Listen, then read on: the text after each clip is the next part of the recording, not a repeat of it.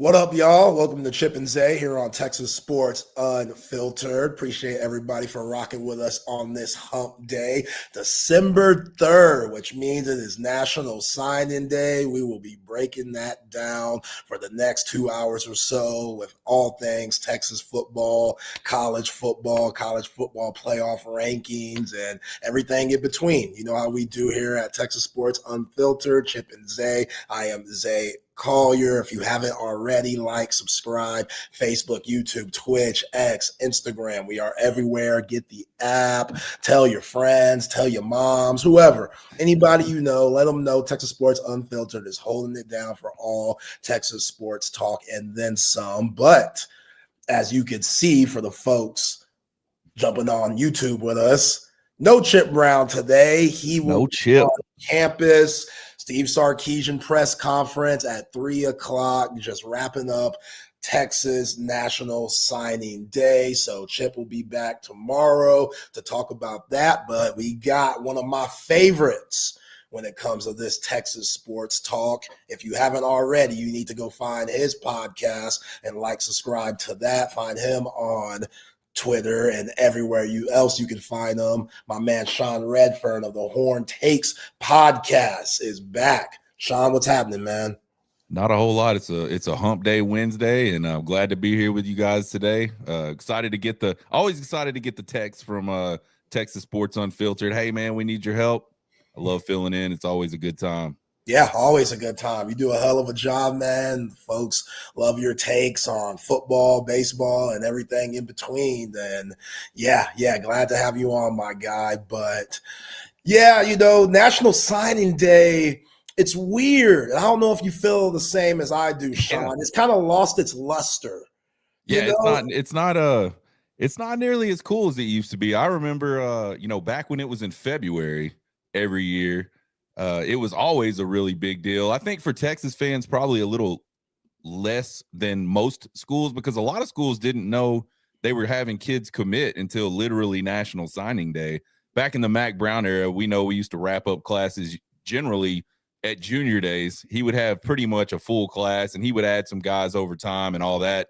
But generally for us, signing day hasn't always been a real huge deal. And now that they've moved it to December, it just seems like every single year it gets a little less exciting. And I'm going to be honest with everybody out there. I, for some reason, had it in my head the National Signing Day was next week. I didn't even know today was National Signing Day until about 11 o'clock this morning. I was like, what? I saw one tweet from CJ Vogel, and I was like, oh, shit, it's National Signing Day. Let me go check out what's going on. So I had a busy morning and I forgot completely about it. But yeah, I remember back in the day, you would get on your favorite Texas Longhorn website, recruiting website, and start following the letter of intent thread. And it just ain't there anymore. Yeah, it's not popping like it used to. I think a lot of that is just where college sports is nowadays with the transfer portal. Usually back in the day when you had to sit out a year, guys wouldn't transfer because they knew that would take a year out of what they were trying to do. And now kids and coaches, they just jump from team to team. Yeah, everybody. There's no loyalty. And the fact you go in the transfer portal, a lot of these freshmen, they aren't getting playing time like they used to back in the day, because when you have a need for your team the following year, you go out and get someone that's already been established, that's, already been on the collegiate ranks, that has a collegiate body. And for a lot of these freshmen, it takes some time. Not everybody could come in and be Colin Simmons. Not everybody could come in and be Anthony Hill. So some of these guys, it takes some time. But yeah, we're definitely going to be breaking that down as the show moves forward. But first, we have to talk about the college football playoff ranking, where the Longhorns come in at number 13, which, I'm not going to lie, that's not as bad as it could have been.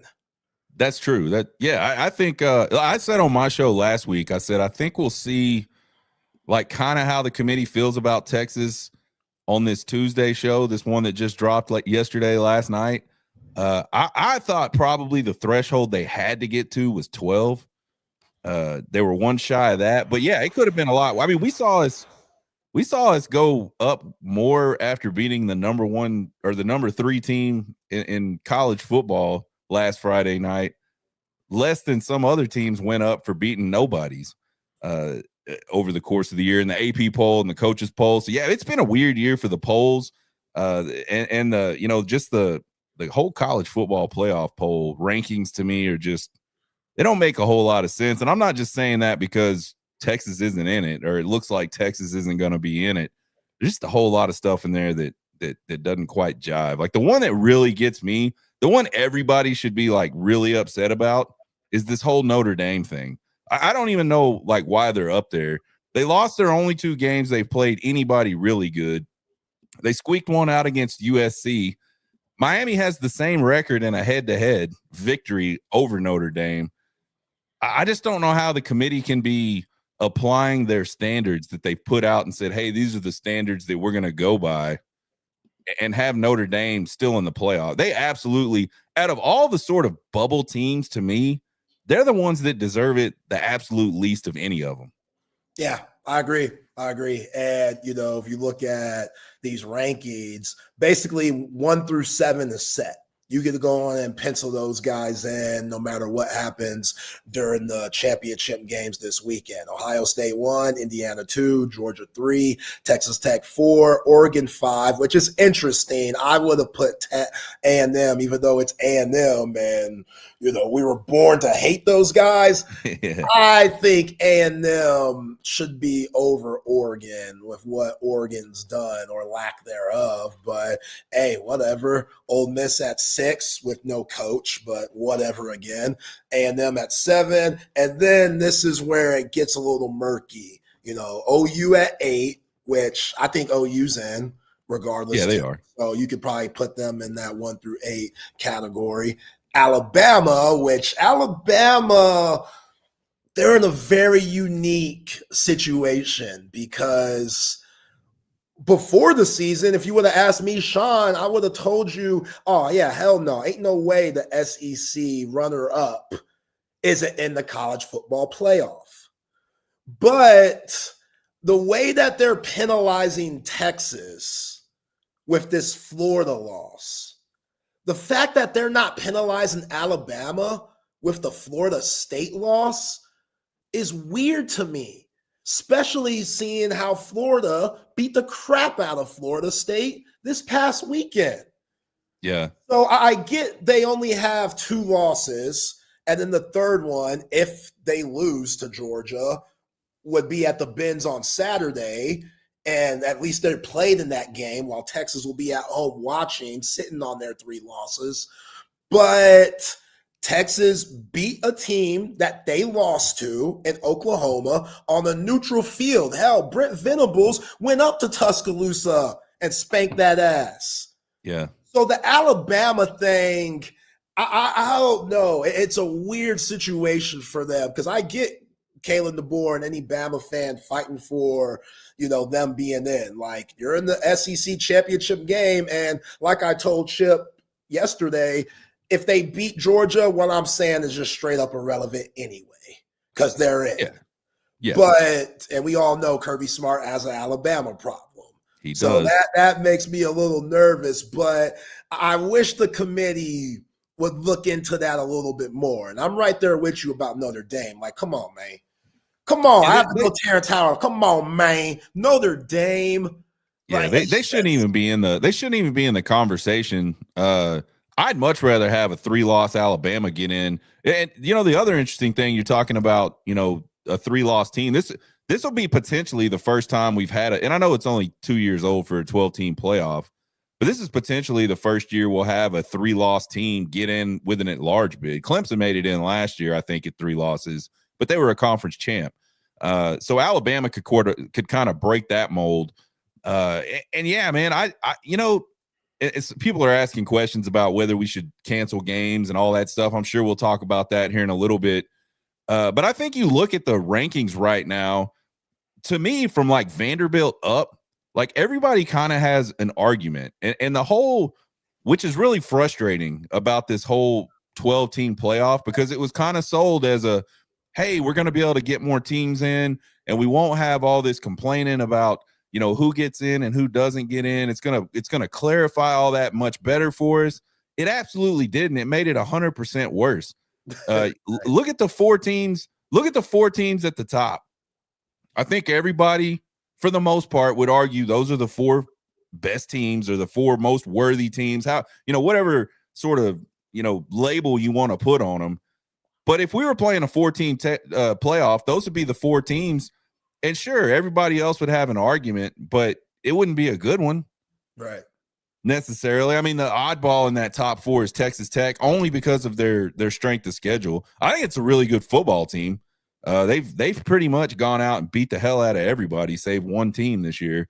So you can't say they're not competing hard and beating people, and they look really good on defense, which is crazy. But this whole 12-team thing has just made it infinitely worse, because now the committee is getting given this set of rules, or they come up with this set of rules or criteria that they're going to sort of examine the season through the lens of the season, and they're not really following it. Right. At all. Like, there's no way you can say Miami should not be ahead of Notre Dame. Yeah. It doesn't even make sense. Zero. Like, that's what we have. Yeah, like that's the head-to-head matchup. I mean, yeah.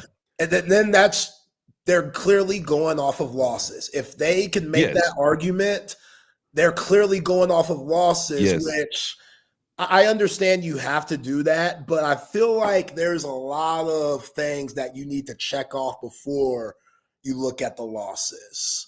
Yeah, the problem to me is not – so everybody's been talking about – it's been an argument on Twitter now between Texas fans and other fans about, this whole Ohio State game. We're not in because we played this really tough out-of-conference game. And then the flip side of that argument, the exact inverse of it is, well, you lost to Florida, a game you should have won. That's why you're not in the playoff. It's not because you went on the road week 1 and played the defending national champions 14-7.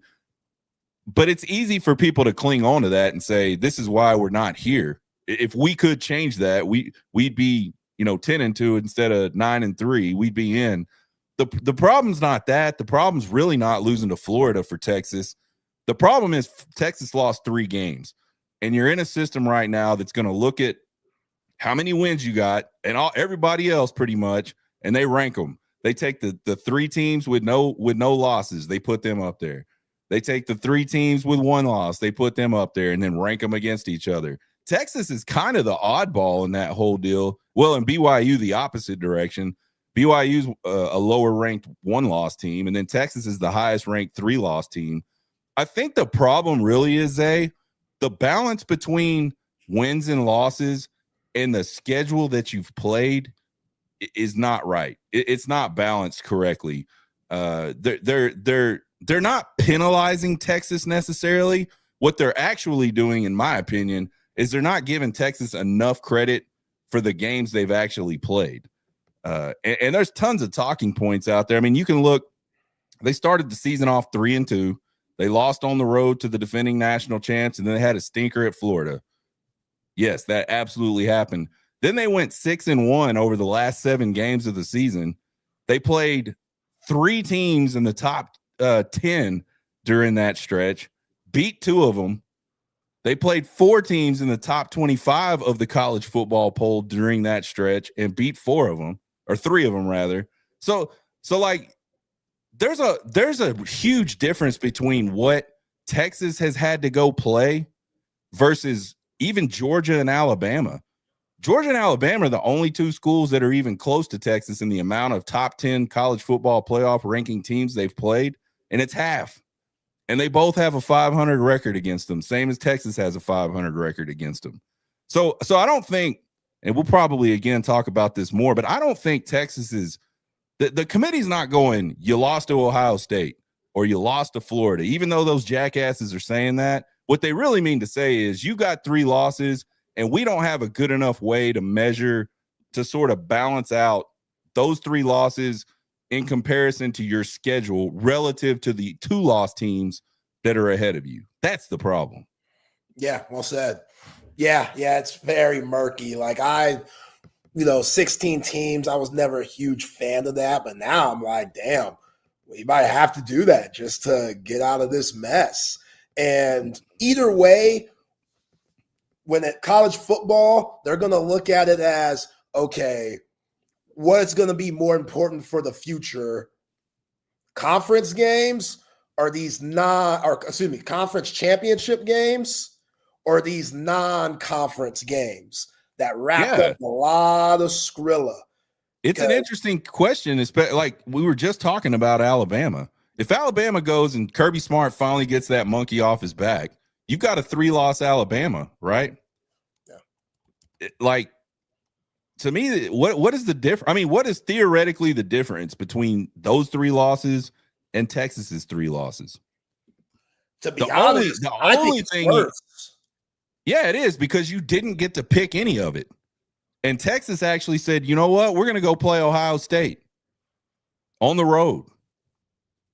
Yeah. So those 3 losses, to me, if you got to look at losses, that's a tougher set of 3 losses than Alabama's set of 3 losses would be if they lose to Georgia, which, I hate talking like that because I just keep going back, and this is going to infuriate people. I just keep going back to it doesn't really matter who you schedule. Like, if you're playing in the SEC, you're going to have some tough games, right? It's probably going to be different teams over time. If you really average it out over time, you're not going to have generally any more tougher teams than you would if you went and scheduled a really tough out-of-conference game, or if you went and scheduled some, bum-ass out-of-conference team. Over time, your average of teams you're going to play that are really good probably going to be right around the same, right? So to me, it's like win the games you should. That's Texas's biggest problem to me right now. And it was early in the year. The offense was not clicking yet. Tons of problems. We all saw it on the field. But that's what it was. You didn't beat a 4-8 Florida team that you really should have went and beat. And now I know that's just as easily boiling it down as saying, oh, it was the Ohio State game. But it doesn't, to me, I guess I look at the schedule and go, it doesn't matter. If you play 3-4 really tough teams, 5 really tough teams, compete with those teams, win some of them, right? Win enough to be in the conversation, and then go beat everybody else you should. Yeah. And Texas didn't do that. And I know a lot of other teams haven't either. So it's not just a Texas problem. No, well said. I mean, my thing is, because Miami, they're starting to look at Texas and they're bitching the fact that Steve Sarkisian's fighting for his team. Mario Cristobal, he went on the show and was like, well, we beat the hell out of Florida, which is the team that they lost to. That is the reason why they should be out of the playoffs. Okay, Mario, I respect you fighting for your team as any coach would. But ACC is the ACC. Yeah, so and they're not even in the championship game. Exactly. So psychologically, and they won't say this because they can't, those ACC teams, they want to fight for their conference. They want it to be on the same, fair standards as Big Ten and the SEC, even though we know that ain't true. But Miami going down to Dallas and losing to SMU, even though SMU is decent, I don't care if this is a 4-8 Florida team going to the swamp in which, to the folks that are saying Texas was ranked number 1 coming into the season, what was Florida ranked? It's not like Florida, they definitely underachieved a lot. They fired Billy Napier because of it. But we pretend like Florida is Central Florida that Texas lost to. This isn't one of those teams that spends a lot of money on their players, that invest a lot of time into their program. They're one of the blue bloods out here. We're talking about Florida football here. So I'm not putting that Florida loss like everybody else's. People just look at the record and be like, 4-8. Florida might be the best 4-win team in the nation. If they had a playoff of none but 4-win teams, I'd probably pick Florida to come out of there against the other. The NIT of college football. Like yeah, no, you're right.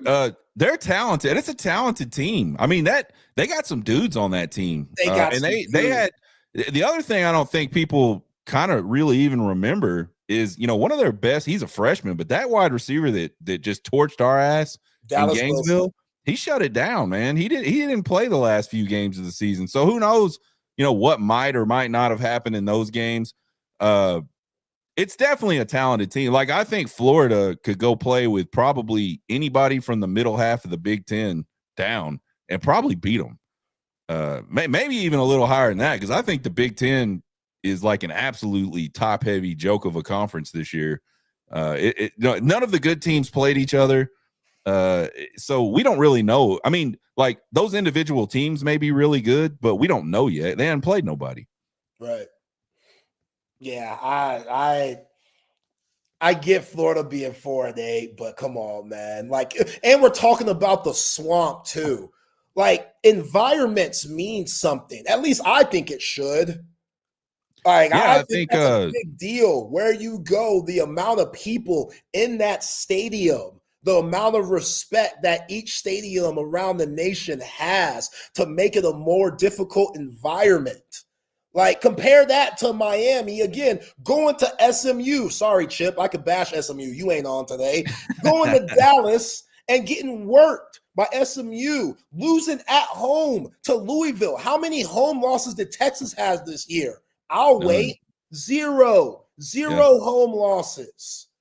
Yeah, they played 4 top 10 teams, 2 on the road, 1 neutral site, and 1 at home, Texas. So you can't say Texas has not taken the show on the road. And played some really tough opponents. Right. So, like, the whole Miami, Notre Dame, BYU, I would put Texas in front of all those teams. Yeah, I would too. Especially if really Alabama loses.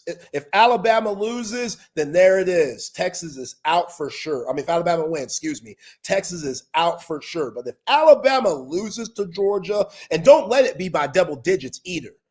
Don't let that thing be by double digits, because I feel like Kirby, which for Texas fans is good, Kirby wants his get back. Kirby, he wants that monkey off of his back. They lost to him this year. They got the home field advantage playing at the Benz. It's right down the street from Athens. Like, I was there last year for the SEC championship game. It was about 80% Bulldogs, 20% Texas fans. Now, I know Bama's a lot closer to the state of Georgia than the state of Texas is, but still, like, you're going to see mostly black and red in that stadium, and I could care less about Kirby having Bama having this number. Like, I think in this game, it's going to be a little bit different, and if Alabama gets that 3rd loss, I'm sorry. Like, conference championship games, they're just not what they are anymore. It is what it is. We were talking about that the other day. It's weird, man. Like, the conference championship, now that you've extended the playoffs to 12 teams, it's kind of just a waste of a game almost, which is kind of sad to me, because, I really like the whole idea of a conference championship game. But the other, the flip side of that too is we got 16 team conferences, and the only way to get the 2 top, like, they don't even play each other. Yeah. It's like a tie break every single year to see who's in the conference championship game. I mean, last year, Texas A&M if they'd have beat us, they'd have been in the conference championship game with a 7-3 record. Yeah. This year they're 11-0. We beat them. They're 11-1. They're out of the conference championship game. Yeah, stupid. So it's like, you can't have that big of a disparity between the same team, their records 2 years in a row, and they're could have been in or they're out. It's just, I hate it. Like, either fix that or just get rid of them, or make it part of the playoff. I don't know. Like, yeah, what I would do if you had teams that had the same number of losses and conference losses, I would go beyond that. I would say, okay, what's your record outside of conference play, and who did you play to have that record? You know what I'm saying? Like, that because Miami, they should be playing for an ACC championship this week. They should. but with all the data that was added up, it just worked out that way, which I think it benefits Miami perfectly, unless if they get out, like if they get got, which I think they should, but I don't know the way the committee put it yesterday, it's not looking like it. But those teams, to what you said, it is a worthless game, because think about last year, SEC championship, Georgia, Texas. I thought Texas was exhausted coming out of that game, going into the college football playoff. Like, especially the secondary, like, guys were worn down. Well, everybody's beat up, and then Georgia lost their quarterback. Exactly. Georgia lost their quarterback. Even though they got the bye, was it worth it? Like, I know they like Gunnar Stockton now, but yeah, he wasn't ready then. He wasn't ready then. So were you better off of Carson Beck? We will never know. But you saw the champion last year, Ohio State. They were chilling watching Penn State and Oregon battle for the Big Ten championship. And that was the best thing for them. They got healthy. They kind of restructured their game plan and their schemes a little bit, and they went on a monumental run. Yep. So we gotta, we gotta figure a lot out here. College football, nothing's ever gonna be perfect, but there's way too many holes and flaws in this system that is very contradicting. Like the committee, they are super contradicting with some of these teams that are listed in front of Texas by their quote unquote format on how they decide to pick these teams. Yeah, it's crazy. I mean, Texas aside, look at the way they're handling Oklahoma and Alabama. Clearly, they're giving Oklahoma credit for that road win against Alabama, right? But then you got Miami 2 spots behind a Notre Dame. I mean, we keep going back to this Notre Dame thing, but they're inconsistent. And then what they'll say is, oh, well, we just kind of did an eye test thing. It just seemed like the eye test, Notre Dame seemed a little bit better than Miami did. What does that even mean? That's just a way to put who you want where you want them and not say shit. Right. We've all seen people like that don't have nothing to say, and they just say nothing over and over again, and people finally just get tired of hearing them say nothing, and they just whatever. But you're right. It's I think the problem with college football right now is we won't stop for one fucking season, Zay, and just go, hey, let's make what it is right now right. It's always, hey, let's go get 16. And then the Big Ten was pitching 24 games to the rest of the conferences. What are we doing? We can't even get 12 right. Why are we going to go to 24? Yeah. Make it right. And then learn from that. And then if you want to, I get it. You want to expand. You want more games. You want more money. I understand all of those things. But you just keep taking broke shit with you forward, Zay. And you're just creating a bigger problem on the back end because you want to kick the can. And so, I like the committee. And the other thing crazy about the committee that I don't think a lot of people think about is it's going to be a different committee every 2 years. They're going to look at it a little bit different. Like someone's going to step up in those groups and be a leader, right? Because that's what leaders do. And it just kind of depends on who those people are. Right. And what they think is the right way to look at things. And I mean, it's like being on a jury almost. You get the right person leading the jury, and you can get a conviction or an acquittal. That's what lawyers do. They kind of have to be masters at figuring out who to put on juries. Yeah. So there's got to be a more objective way to create these 12 teams. One of the things, we got to get rid of these auto bids. Like, if you want to have a 12-team playoff, have a 12-team playoff and figure out some criteria that decides what the 12 best teams are, and let the 12 best teams go play by that criteria, regardless of what conference they're in. And if that means you get 1 or 2 Big 12 schools, 1 or 2 ACC schools, and the rest of them are Big 10 and SEC, well, that's what it means. And I don't give a shit about the SEC. I could care less if any of those guys are in the playoff. But they are one of the best conferences, and the Big Ten is very top heavy, one of the best conferences. So I don't know, man. It's a mess. They got to figure it out. And I think the sad part to kind of wrap this all up for me is like Texas is already talking about it, and I think we'll probably end up seeing it, not playing those marquee type games. And to me as a fan, those are the fun games. Yeah. It was a blast to go to Ohio State and watch that game. It was a blast for me to go to Michigan the year before and go wild. It was a blast to go to Tuscaloosa 3 years ago, 4 years, whatever it was. Those are fun games for fans. And now we're going to replace it with, whatever, some crazy, sorry ass, Power 4 school. Yeah. And that's, I'm with you there because I like the Ohio State game. Like, I want to see teams battle, but I wish more teams would do it.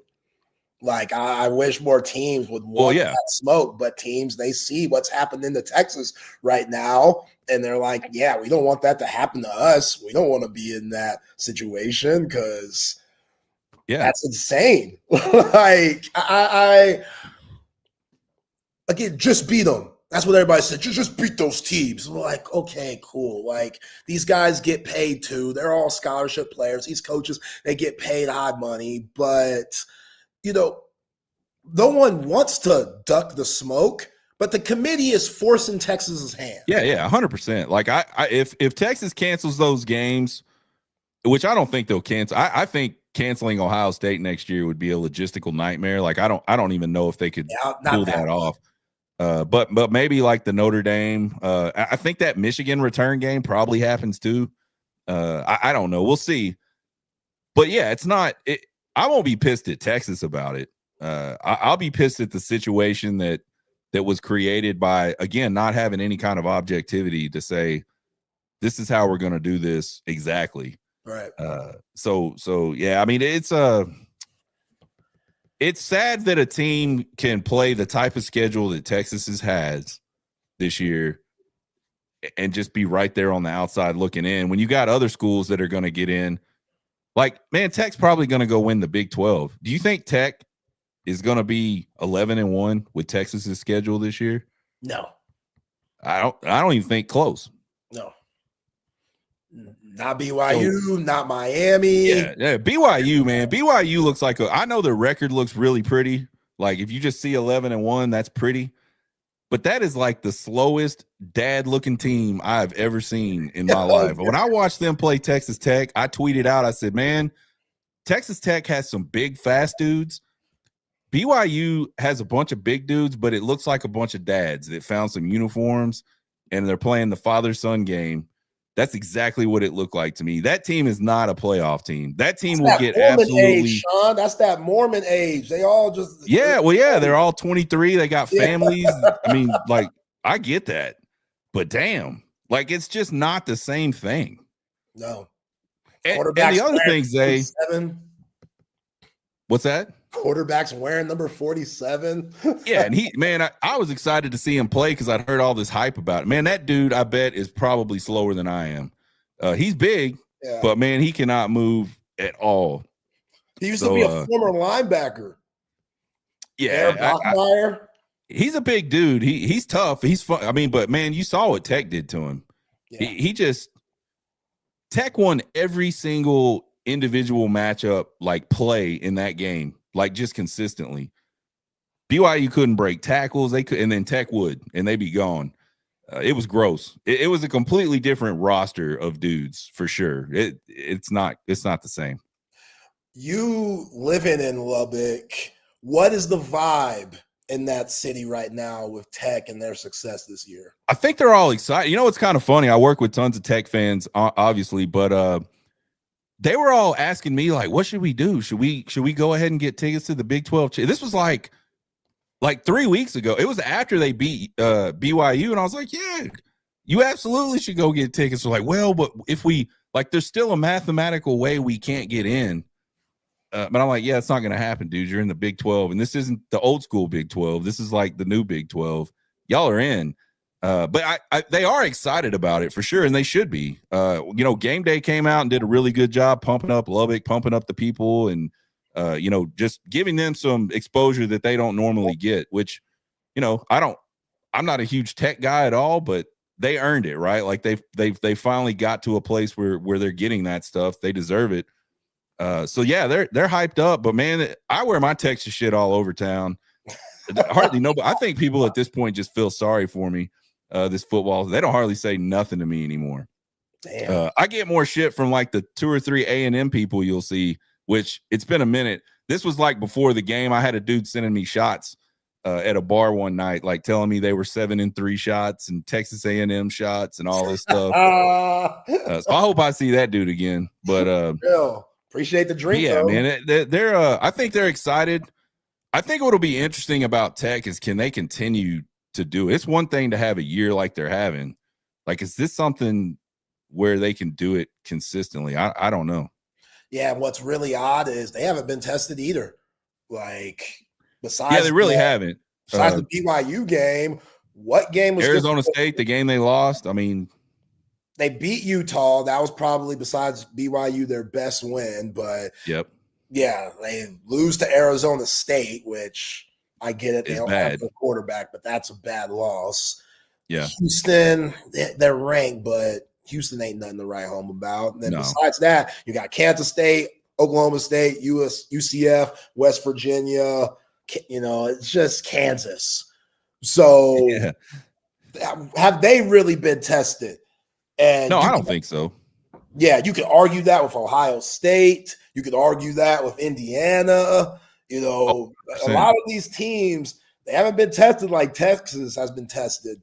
So going into the college football playoff, what's that going to look like? Because I saw it with A&M. Like, A&M looked like a team that hasn't played anybody in the same category. And exactly. Going up against Texas in a game that you should be riled up to play in, Texas they got thumped. Dominated them, especially in that second half. So, like these schedules, I mean, good for them. You get a soft you just brought up a good point, Zay, like about the top 10 teams, like the teams that we say are in, the ones we kind of rattled off. Like, look, Ohio State, Indiana, Texas Tech have played 0 teams that are in that top 10. The rest of them have played 1. Oregon's 0-1 against them. Ole Miss 0-1 against them. Texas A&M 1-0 against them. Oklahoma 1-0 against them. Notre Dame 0-1 against them. So, and then you got Texas sitting at the top of that. They've played 4 college football playoff top 10 teams, and they're probably not going to make it. And I don't understand where you can't figure out the balance of that and go, yeah. I mean, is one loss more than who's on this list? Let me look. If you're Texas, having one loss, behind Miami and Notre Dame, but playing that schedule, you're trying to tell me that loss is more overweight or should be more overweight than the schedule they played? And that's where I'm at. And then we go to the wins. Then we start hating on Mississippi State, which was on the road in the SEC. Then we start hating on Kentucky, which was on the road in the SEC. Yeah, and I get that.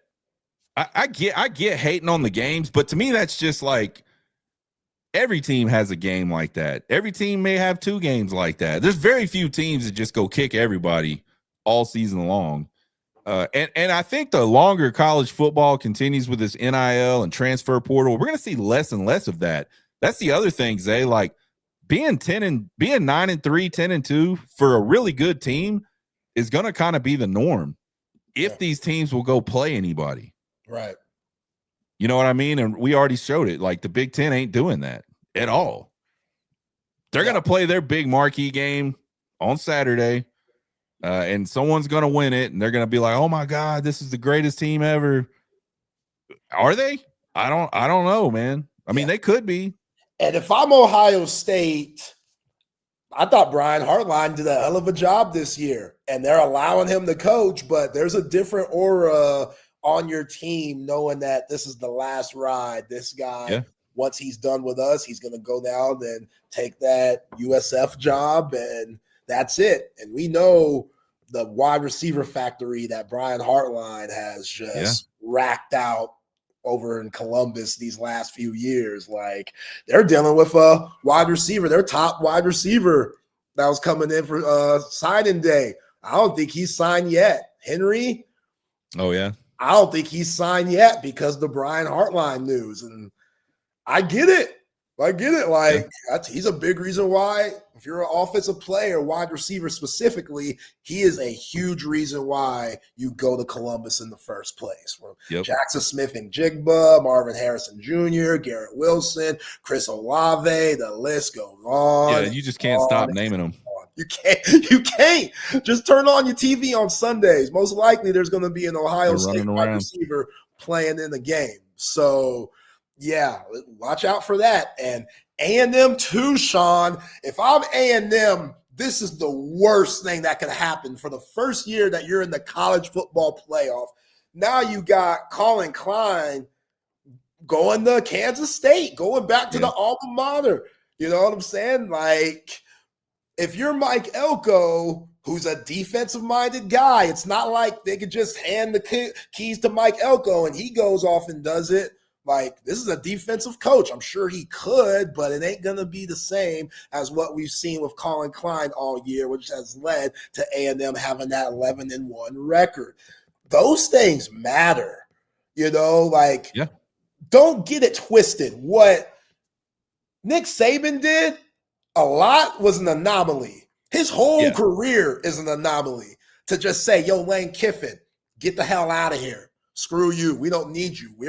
This Steve Sarkisian guy, he's pretty good. We're going to take our chance with him to call our plays in the national championship game. Like, shit like that, that's not normal to go from Lane Kiffin calling your plays to Sark.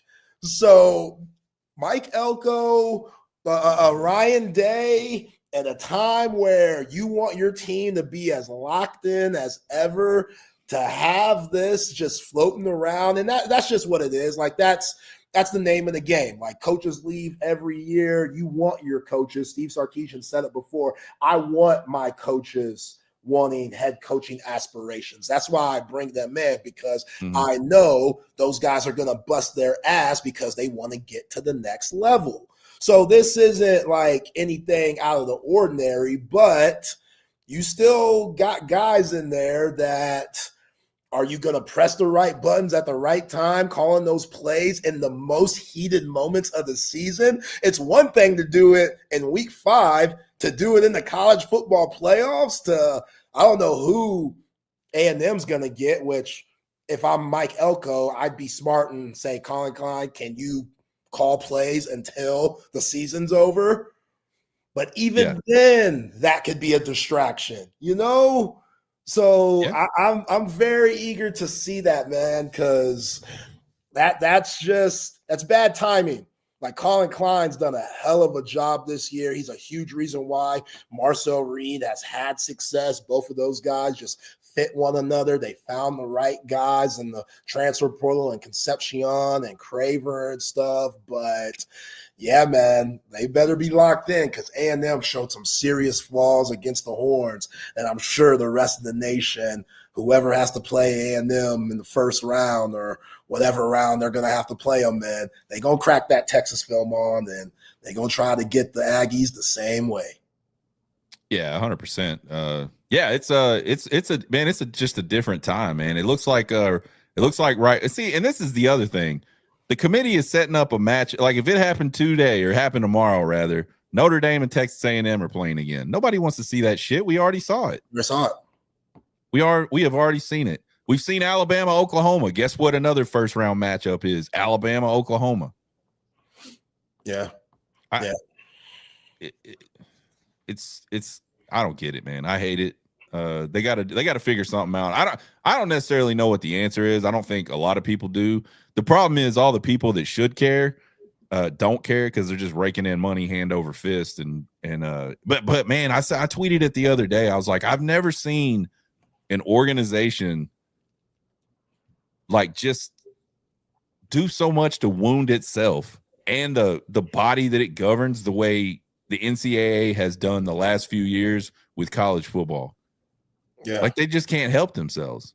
It's like they're on this spiral out of control. Yeah, but we're making money. But eventually people are going to stop watching that shit. Once it gets so absurd that it's just not worth watching anymore, people will stop watching it. Yeah. They need to pay attention to that. I mean, I'm one of the old school guys that'll quit first before a lot of the young people will. But this shit is getting to the point now where I'm just like, man, it doesn't even make sense. Let's go get the BCS back, and then it's just some computers, and we can argue about what the computer said. Yeah, but damn, let the BCS rank the top 12 teams, period, and that's who should go play in the 12-team playoff. What's wrong with that? Or some other formula? I don't care. But we don't need a committee of people that don't watch the games to try to lie to us every single Tuesday night and tell us they watch the games. And it was the eye test. And that's why Notre Dame's 2 spots ahead of Miami. Yeah, only thing I see with Notre Dame is Jeremiah Love is really freaking good. Oh, he's outstanding. What defense? And it's a big brand. It's a big brand. The biggest brand probably in college football. Right. But the only defenses that he struggled with, they lost those games. So Pitt, USC, that don't do nothing for me. Stanford, that don't do nothing for me. Notre Dame, like, you're lucky it's the gold helmet. Like, I get it. Texas, they benefit off the big brand too, but that gold helmet, it just does stuff to people. It just, it makes you think like, oh, it takes you back to the Joe Montana days and Tim Brown days where guys were winning Heismans and stuff like that. And yeah, you get it. It's a brand, but they should also be penalized for being independent.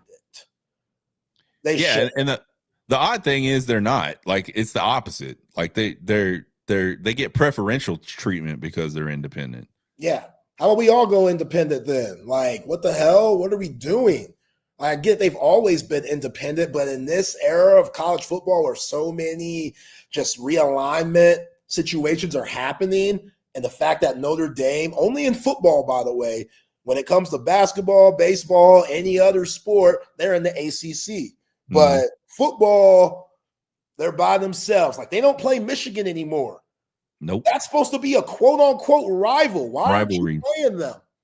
If it's I know why they ain't playing them. And you're independent, like Notre Dame's, I mean, Michigan's probably like, why would we play them? That wouldn't make sense for us, but like, that was a game that people used to remember. Now they ain't playing it, and you're still independent.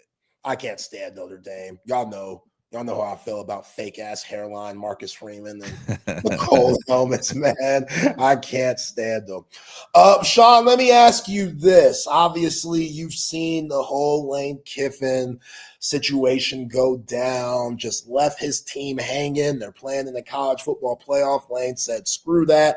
I want to go to LSU where I don't even have to go outside, and the number 1 player in Louisiana is right on my footsteps because that's just how it is down there in the boot. If you're from the boot, you're from that state, most likely you're going to LSU no matter who the coach is. So I get what Lane's doing there, but as a coach's son, seeing what he's doing to Ole Miss, it just leaves a sour taste in my mouth. Your thoughts? Yeah, I don't fault anybody for wanting to move on and go do something they perceive as better. But I also question people, especially at a school. I mean, Ole Miss isn't like a historical football powerhouse, but it's in the Premier Conference.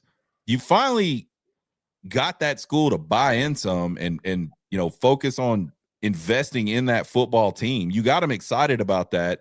And in a fairly short amount of time, you got them to a playoff, right?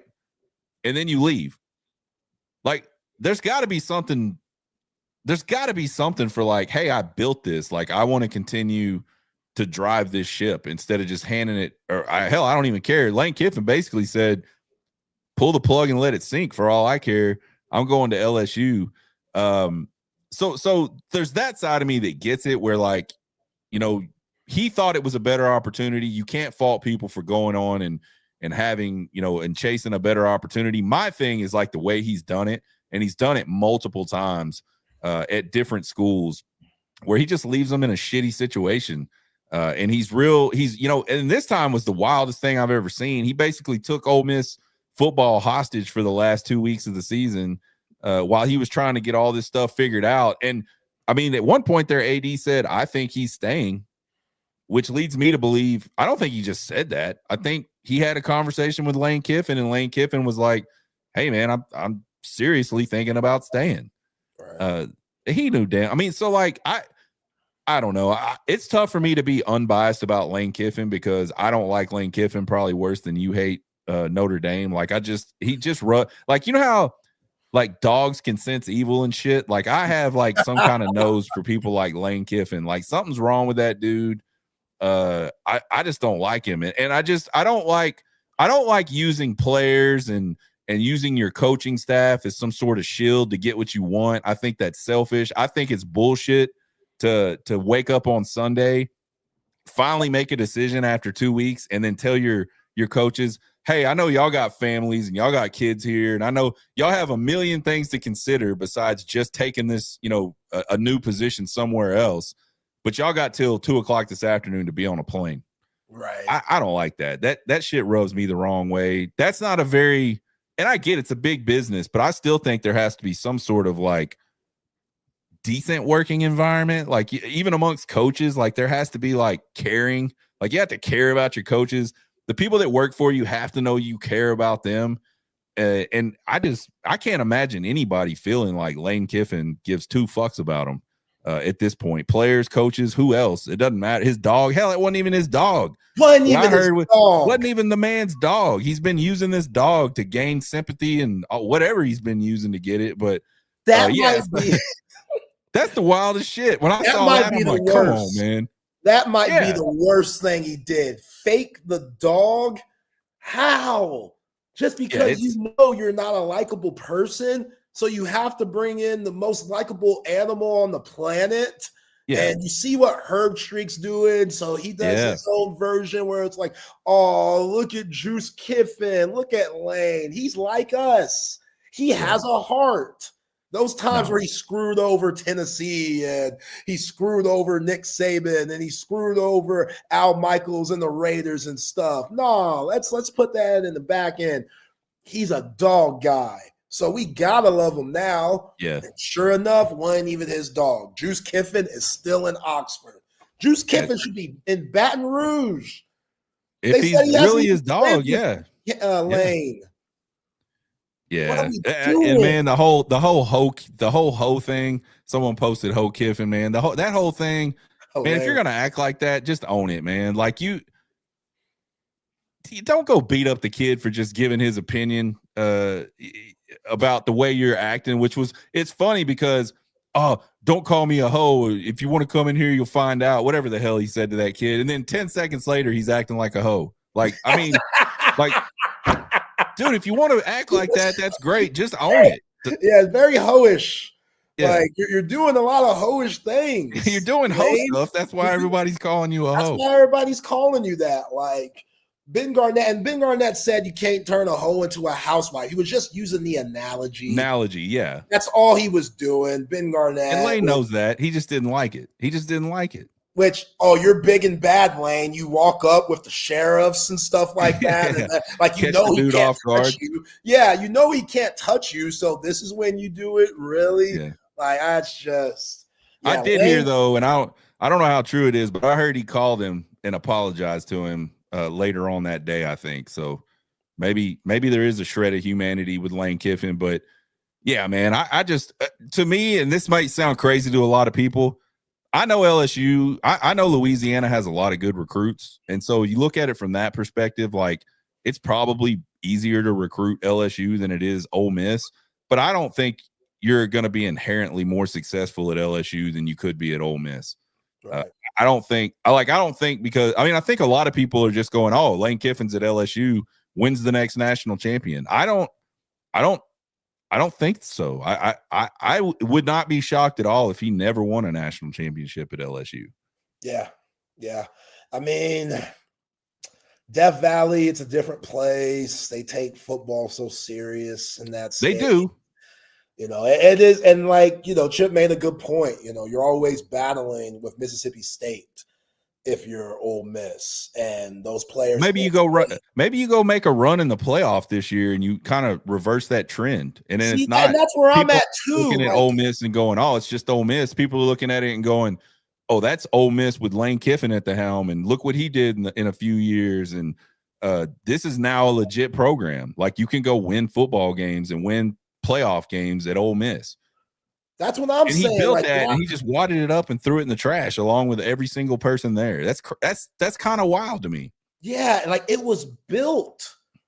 Like you have something very special where players are gonna come play for you because of who you are. Well, not anymore, but who we thought you were turning into. Because I did think he changed. I thought, ain't no way he could leave this. Like, he's in his 50s now. They made that very touching little documentary about him on ESPN where he's talking about, Ole Miss didn't need me. I needed Ole Miss. Yeah. You know what I'm saying? And his daughter's in it, and she's talking about how much she loves Oxford. And it's just a whole big pile of bullshit. Yeah. Big pile of bullshit. That's his problem. That's his problem.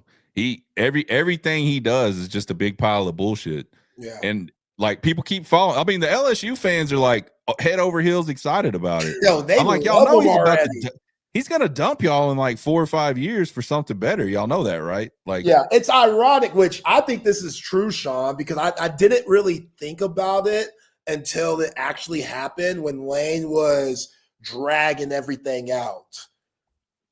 If Alabama loses in the Iron Bowl and they kick Kalen DeBoer to the curb, you can't tell Lane wasn't sitting around for that gig too.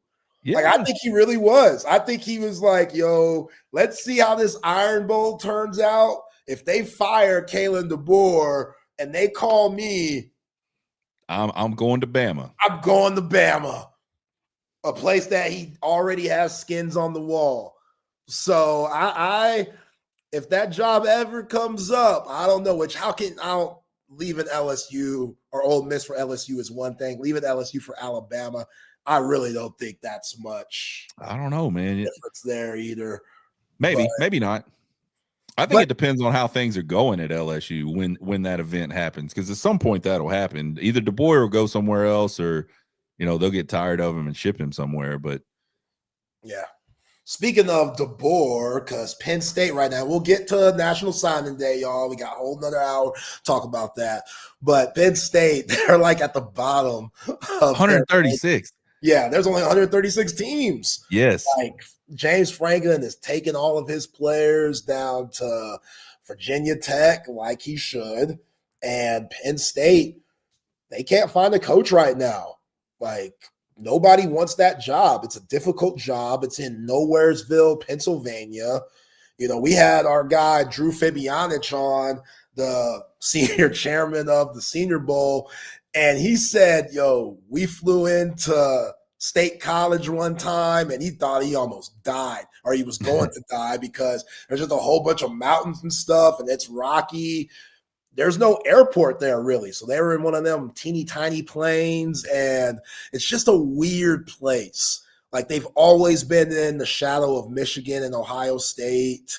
It's just the whole Joe Paterno thing and how that ended yucky with the Sandusky shit. Like, it's just Penn State ain't what it used to be. So I kind of understand why folks aren't going after the job. And where are they going to go from here? They tried to get Kalani Sitake, which supposedly that was his dream job, but the Mormons came in with the bag and paid off Sitake, so he's now staying in Provo. So, yeah, Sean, I don't know what Penn State does, but to go from where they were, which they should have just kept James Franklin. Like, yes, why? I know this season did not start the way Penn State wanted to, and Lord knows if Texas was in that same situation where they lost, what was it, like 3-4 games in a row Penn State lost, and just got absolutely brutalized by UCLA. And I think that's probably the one that really got the wheels going. But Texas fans would be like, oh, Sark's not the – I mean, hell, we saw it after the Florida game. Sark's not the dude. We need to figure out, like, what's – but, man, that dude just had you in the playoffs. Like, that was a huge mistake for Penn State. Huge. Yeah. And so what makes it even worse is, weren't they the first – they were the first major program to fire somebody this year, right? Oh, yeah. And they still ain't got a coach. Everybody else they think they're better than they are is the problem. Florida understands, man, we can't get good coaches to come here. We got to go get dudes out of power or G5 schools. That's what we do. We go get G5 schools. We don't get blue blood coaches at Florida. Yeah, like they understand that. Penn State doesn't get that. Yeah, the reason why Utah's in the Big 12 is what Urban Meyer did before he got to Gainesville. Exactly. So he built that thing. He built that thing there. You know what I'm saying? And now Utah is relevant enough to where, okay, Big 12, we need teams. Utah, y'all come on in. That's Urban Meyer. So, yeah, you're right. Like, them being smart and saying, oh, Alex Golesh has done a really good job at USF. Let's bring him on. He clearly knows the state. Yep. Or that's not Alex Golesh. He's at Auburn. Who'd they bring in? They got Tulane. Summerall. Summerall from Tulane. Yeah, Summerall from Tulane. So again, knows that area, knows that part of the South, knows the big time players there. It might take a little bit, but yeah, we ain't got no time no more, Sean. Nobody has any patience. We're a microwave society. What are we doing now? Show me what you're doing now, James Franklin. A few months ago, we were a play away from getting to the national championship game. Nope, screw you, James. Gone. Yep. It's crazy, man.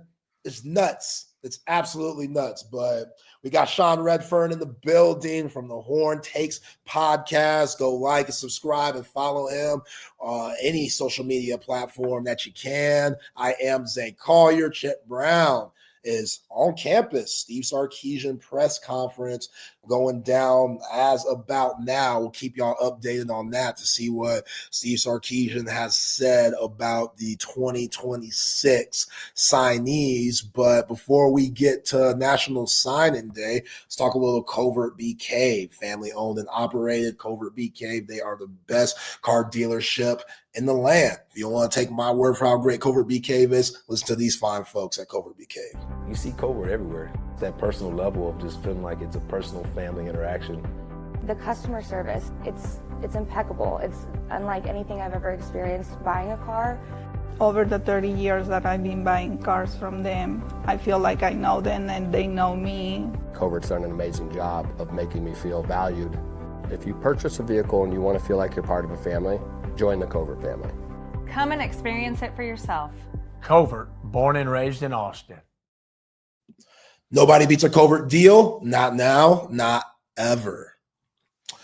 All right, Sean, let's take a look at the signees, the football signees for the 2026 class. A lot of early enrollees that will be on campus in less than a month. But yeah, you got 23 players that have officially signed. But of course, there have been some flips today. The biggest one came from Rodney Cleveland, who flipped from Texas to North Carolina. I was asking Chip about this yesterday because we had Hank South, Horns 24/7 on to talk about it, and he saw this coming, which I'm bedazzled. Like, I am shocked that anybody would see what's going on in Chapel Hill with Bill Belichick and his 13-year-old girlfriend and say that, okay, I want my kid to go there. That's a stable environment. He's going to get better. He's going to develop. And we trust that coach and the staff in Chapel Hill over Steve Sarkisian, a team that just went to back-to-back college football playoffs and might go to a third. So that bag must have been ridiculous because ain't no way it could be the X's and the O's for Rodney Cleveland in making this decision. Yeah, I mean, I think he's from North Carolina, which may have. I mean, it's a big deal moving away from home. I could get that, but I think, I heard that it was a pretty big amount of money that kind of started that process in the making. And so, yeah, it wouldn't surprise me if they felt like they needed to throw down some money and bring him in. And that's that's NIL world, man. Like, you just don't, we were just talking about Lane Kiffin. The players are the same way now. They don't have any loyalty. It's hard for me to imagine that today kids are playing for the college that they're playing for the same way 30 years ago kids were playing for the college that they were playing for. Right. And yeah, I know they were getting paid back then. I mean, I know all that stuff, but it's not the same. And they don't have the flexibility that they had today that they didn't have that back then. So yeah, man, I don't know, man.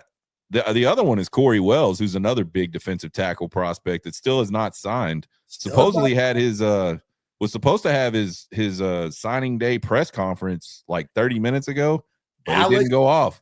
New Auburn coach Alex Golish has trying to flip him his ass on that flip. Yeah, trying to get Corey Wells to flip, which he's a Mississippi guy. Which you thought that just getting them out of Mississippi, that's a big deal to what you were saying about Cleveland staying in North Carolina, which you're absolutely right about that, because you just never know. Those in-state kids, it's sometimes even more than money. It's like, yo, we could get your moms a new job because we got connections. We could get your pops a new gig. You know what I'm saying? Like, you got a girlfriend, we could help her out and get her enrolled in the UNC. Like, things like that, they're a lot easier to do for those in-state players. So, yeah, you're right, Sean. That I definitely get why Vonnie Cleveland did get flipped instead of coming to Texas.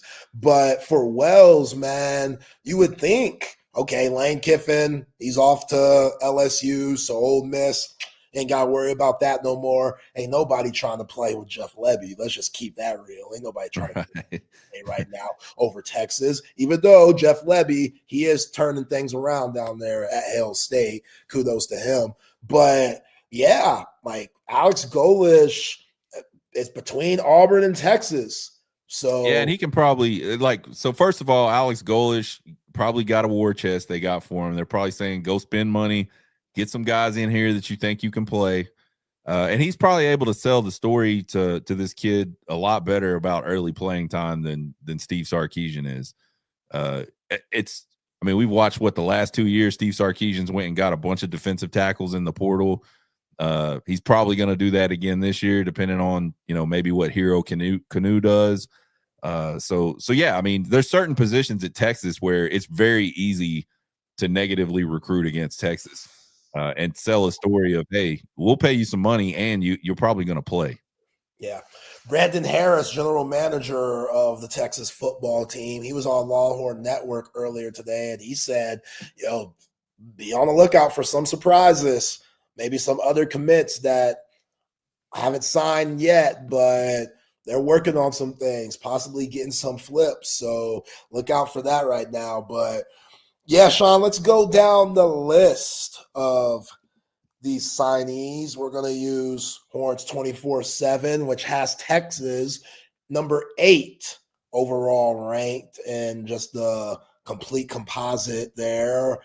After what teams are in front of Texas? USC coming in at number 1. Damn, looking like the Pete Carroll days there. Mm-hmm. USC number 1, Oregon number 2. That makes sense. We know the money Phil Knight's throwing around.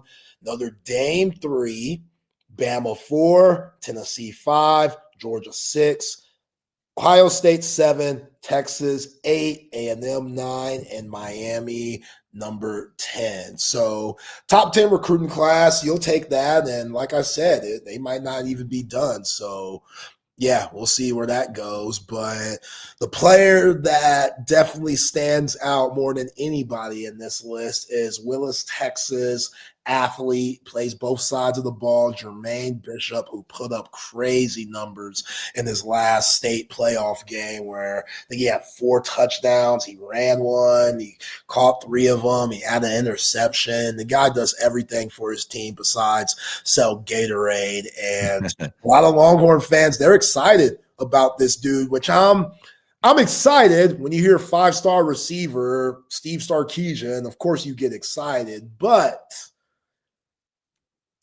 the way that these receivers in the 2025 class weren't used at all, just on the bench, just picking up splinters in their ass with all that pine that they rode. Like Jermaine Bishop, I don't know. And Brandon Harris, going back to what Brandon Harris said on Longhorn Network today, they asked him who he's the most excited about. He said Jermaine Bishop. They asked him right after that, Sean, who's the best athlete in this class? Brandon Harris said Jermaine Bishop again. So I take what Brandon Harris says seriously, but we know how Steve Sarkisian uses, or lack thereof, wide receivers. There's only a select few that he trusts. If you're a freshman, you better separate yourself from everybody else because there's very few Xavier Worthies. Who knows if Ryan Wingo would have got the minutes that he did last year if Isaiah Bond didn't get hurt. So I tell Longhorn fans to, yes, be excited, but also let's be more realistic when it comes to a wide receiver like Jermaine Bishop and not expecting him to play here in year one. Yeah, the wide receiver room's that one, the other one I was talking about that's just really been a portal deal for Steve Sarkisian. He can't, and I don't know what it is. I don't know exactly what he's looking for. I don't know what's happening when they get on campus. And for whatever reason, they're not meeting his expectations. But yeah, there's definitely a disconnect between the talent that they're recruiting and bringing in all these classes from a wide receiver perspective, and then what you're seeing out of it. And I don't know, again, they may come in and think they're the God's gift to the world. They don't have to work. I don't know. I'm not in the room, but something's not clicking right for sure, because it seems like we always have to go out in the portal and find some guys, or we have, historically. So, yeah, so it'll be interesting to see with a guy like Bishop, can he come in and gain the staff's trust quick, and get some playing time, and what does he do with that playing time? I don't know. I think one of the problems Steve Sarkisian has, and I'm gonna get on a soapbox, he keeps wanting to put two tight ends on the field too much, and he ain't got two tight ends, but he's got like 70 freaking wide receivers. Oop-de-oop, Steve Sarkisian. We don't need no tight ends. We don't need no running backs. Oop-de-oop. Let those guys eat. I don't know. I'm joking around a little bit, but yeah, it seems like we're filling it up. There's going to have to be some attrition, right, in that wide receiver room? Yeah. I'm very curious to see after the exit meetings, which supposedly they happen this week, what that wide receiver room is going to look like in 2026, because what it's going to look like in the freaking Citrus Bowl, probably. Right. Exactly. I saw somebody on the text line yesterday say DeAndre Moore is going to hit the portal. We don't know that. And I feel like DeAndre Moore loves the University of Texas. Again, you just never know, but I think DeAndre Moore should definitely come back. If it's not the portal, he should not be flirting with the NFL. No. Be smart. Every player should be smart. When you're eligible, listen to what the scouts got to say, because that's going to help you work on your game the following year. So go through that process, but don't officially go in, DeAndre Moore. I don't think you did enough this year to where you separate yourself from some of the other wide receivers around the nation. He comes back. Emmett Mosley, the fifth, comes back and is actually healthy. I really like him. He's good. I was impressed. From route running to catching the ball to not worried about contact and just catching it in traffic. I thought he did a hell of a job. And again, who knows how healthy he was coming into the season when he did. I expect Parker Livingston to take that big jump. He just has to get in the weight room. But everything's there for Parker Livingston. It's just about getting bigger, stronger, and I think he's going to do that. And then the big question, Ryan Wingo, who, let's be honest, underachieved this year. He did. We did not expect that. We were bigging him up all year long, thinking that, okay, he's wide receiver one. He's going to be that dude. He's going to be that wide receiver that Steve Sarkisian loves, the ones that he's had in the past, from Devontae Smith to Jalen Waddle, Xavier Worthy, et cetera, et cetera. And Wingo just wasn't that. From the drops to, the injuries before the season, and he hurts his thumb during the season. He got better, just like the rest of the offense did down the line, but he still underachieved, in my opinion. And yeah, he was really inconsistent. Yeah, Chris Jackson, the wide receiver coach, you need a meeting too, bro, because what are we doing here? Like, they got to be better. The whole group, wide receiver group, it has to be better. And I'm with you. I thought there was a lot of 12 personnel this year where these tight ends it wasn't there. It wasn't it. It wasn't it. Like Jack injuries, it wasn't it. So yeah, a lot of guys that were thinking that this was a contract year for them, I think they're in for a rude awakening, and a lot of guys are just going to have to come back, which is fine, man. Like, why can't we make that okay again? Like, right. Why can't we understand that only the .00000 whatever 1%ers get to the NFL and go play professionally? Like, you're in rare air just playing big time Power 4 D1 football. Yep. So we get that everybody has NFL aspirations, man, but you can't speed up the process. That's just not how it goes. Like, you can't just say, okay, I want to be in the NFL, snap my fingers, and now you're shaking Roger Goodell's hand. That shit doesn't work. You got to put in the work. And a lot of luck has to happen with that too. And these wide receivers, you could look at them and say they were unlucky a lot because some of the routes that they were running, which just goes to Steve Sarkisian, didn't make sense for how bad the offensive line was, because the offensive line couldn't hold up to let those routes actually happen that you want to get money on. So I'm just, the wide receiver group and then those freshmen, Sean, to what we were talking about. Now they're going to be sophomores, well, most likely redshirt freshmen because they didn't play. But Dalen McCutcheon, Michael Terry, Kalik Lockett, Jamie French, and these exit meetings, what is it going to mean for them? Right. Because Parker Livingston, he could have left. He said, no, I want to stick to the grind. Y'all redshirted me. I want to stick to the grind. Let's go. DeAndre Moore could have left his freshman year. He said, nope. I saw what Jordan Whittington did. This is what it's about. I got to stick to the grind. So you hope that Lockett, French, Terry, McCutcheon, all those guys, they buy into that. But I'm sure their agents are getting blown up too, saying, hey, there's a spot down there in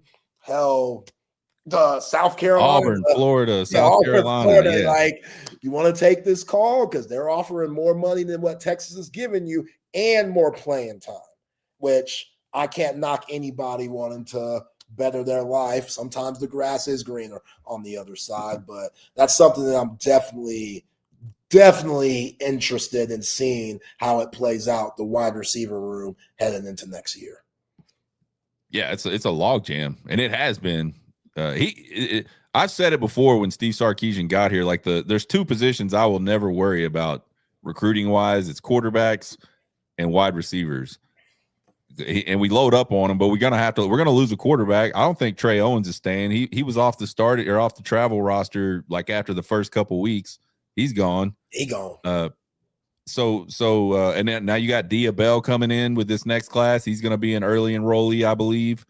I think probably him and KJ Lacey are going to be battling it out to pick up the scraps when Arch is done. So, man, the way that they did this Trey Owens thing, they must really like KJ Lacey. Yeah, which kind of surprises me, man. And again, I'm not like a quarterback guru, but I thought my eyes saw Trey Owens and I like that dude could sling it. Yeah, I was really impressed with him. The few times we actually, and most of it was spring game. I get that, but he threw the ball around really well. He looked really good. So again, Sark's with him all the time. Maybe there's something about KJ Lacey he really, really likes. Clearly, he likes Dia Bell. Nothing wrong with that. He's one of the highest rated quarterbacks in the class. So, yeah. Either way, though, point being, Sark's going to get guys here he can work with. It's just, can he develop them? Can he keep them around long enough to get them developed? All that stuff. Keep them from getting poached. It's a different world than when Sark even was the OC over at Alabama. Right. Yeah, good point. Yeah, Diabell, that takes us to a good segue. The 5-star quarterback out of Florida, son of former NBA player Raja Bell, which that tells me a lot. That when you're a quote unquote Nepo baby, sometimes it's a good thing and sometimes it's a bad thing. The bad part is you're entitled. You haven't had to work much. You grew up in very nice neighborhood, went to a nice school. A lot of things were handed to you. So when adversity strikes, will you be able to handle that? You know what I'm saying? And then there's the other side, which we see from Arch Manning, where the genes just don't lie. Right. It's just the genes are going to work their magic. What your upbringing on the other side, now you're getting the best when it comes to watching film and the best coaching and the best training your whole life and those types of things, to where you understand, oh, my pops, he worked this hard to get where he's at. Now he's giving me the blueprint and the formula where I could take the game that he's given me and put it into mine, because I've seen it. I've seen the examples. And I think that's where Diabell is. Like, his pops. Yeah, and I think the interesting thing about Diabell is he chose to go outside of basketball. He's doing a completely different sport. He's probably pretty good at basketball. His brother's good. Sean Miller's recruiting his brother. He has a little brother that can hoop. Yeah. So, but for him to step out away from that and kind of, you talk about the nepotism, he's still Raja Bell's kid, but it's a completely different sport. He kind of paved his own path and said, I'm going to go play football. And yeah, he had a ton of advantages. His dad probably knows a lot of people to train him. He's got good genes. He's got all those things, right? But he did it. He worked at it and did it himself. Right. It'll be kind of interesting to see. We've always talked about Arch Manning and just all the, the first family of quarterbacks that he came from, and how much that's helped him. It'll be interesting to see how maybe Diabell kind of going his own path, how that's prepared him to play at a big place like Texas. Yeah. Or not. Maybe it hasn't. We'll find out. But yeah, we'll find out, man. But like the kid, the way he spends it, it's smooth. And I don't like that he's been kind of injury prone in high school, because I always think if you get hurt in high school, then what's that mean for college? Yeah. But hey, we'll see. Hopefully he can stay healthy and have a really good career at the University of Texas. At linebacker, Tyler Atkinson, which – shout out to Tyler Atkinson, man, because I know Kirby Smart was blowing up that phone. Yeah. He's a Georgia native linebacker. Like, this is the guy that Kirby used to get in his sleep.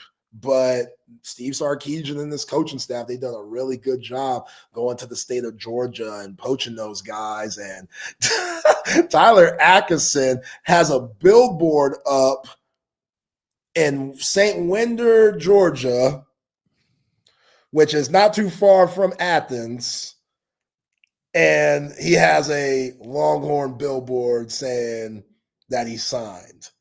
Nice. That is nice. I'm with that, man, because, again, Kirby Smart's been blowing you up. I know he has. He wouldn't be a good coach if he didn't. Like, let's try one more time. We just beat Texas for the third straight time. We're going to the SEC championship game. If this kid doesn't want to play for that, then, hey, maybe he should go off to Texas. And, Sean, you saw the presser from Kirby Smart after the game where he was like, yeah, if you want to come just play for a check and not be physical, though, I'm paraphrasing, but it was basically that. He was basically saying, we're physical up here, down there in Austin, they ain't. This is who he was talking about. He was talking about Tyler Atkinson. He was talking about Tyler Atkinson like, yo, man, we get that you're getting paid, and I don't know how much Georgia's offering him, but we're looking at the long haul. So the fact that Steve Sarkisian and the coaching staff were able to keep Tyler Atkinson, solid. Hell of a job by them. Heard great things about Atkinson. Derek Johnson loves him. He worked out with DJ this year. They said this guy has an it factor to him. And with Anthony Hill most likely being gone this upcoming season, they're going to need that, Sean. Yep, they're going to need to find somebody that can do what Anthony Hill can do. I think, Bo Barnes is a guy from the last class that has that same type of athleticism. I mean, Bo Barnes was a dude. Hell, it may have been me and you talking about him earlier this year. That cat ran a 200-meter, like, in, I don't know what he ran it in, but he was fast. He was competitive at 225 pounds. So he's a guy that can get sideways or sideline to sideline, and this Atkinson kid really is. So, I see a lot. You know what's odd to me, man? Like, how did we ever keep Anthony Hill like on the bench, even as a freshman at Texas? Like, what's the ease-in factor there? What's that about? Like, just put that dude on the field and just tell him to go find the football. That's what he is. Yeah. I mean, he's probably gotten smarter. He probably understands what he's doing a lot better today than he did 2 years ago. But I guarantee you just cut that kid loose on the field and say, go tackle people. Anthony Hill probably has a wrecking ball of a freshman year. Yeah, I remember after his freshman year going into his sophomore year, he said that Pete Kwiatkowski told him, okay, you're a good football player, but I need you to be a good linebacker. And that's, to what you were saying, I just think he didn't know much of the game. No. His freshman year, like a lot of freshmen. Like, it's a lot. Coming from your high school to college football and everything they ask for you and just all the calls and being that disciplined. When it was just see ball, get ball, Anthony Hill, he's been money from day one. But, they had Jalen Ford and David Benda and stuff. Yeah, they had some dudes, man. I'm just saying, like, I don't know. I see a lot of almost Mac Brownisms with the way we handle freshmen a little bit to a point. And it seems like it's gotten, as the roster's gotten better and better, we've seen less and less of the young guys being forced. Like, he had to put Xavier in there, like, when he was a freshman. That was his best player. Yeah. I don't know. It was just a thought that popped into my crazy nuts head. So, I'm glad that popped up because Grayson Littleton, he was the one freshman that got the trust from jump to the end of the season. Yeah. It seemed like everybody else had to earn it throughout the season from K and maybe even multiple times when you talk about people having to earn it. Like, the way the secondary was this year was just really weird to me, man. Like, we were still heading into the final game of the season, and I felt like we still didn't really know who our secondary is. Like, who are our dudes in the secondary? And some of it was some people got hurt. I get that. People got beat up. But Grayson Littleton was a guy, and he was probably one of the least heralded guys in that class. Right. But he got on campus and they couldn't keep him off the field. You got to love to see that. Yeah. And that's what I respect. Like, guys that, because you always hear things about, oh, this guy was getting paid so much money. So is the money earning him playing time, or is his work ethic earning him playing time?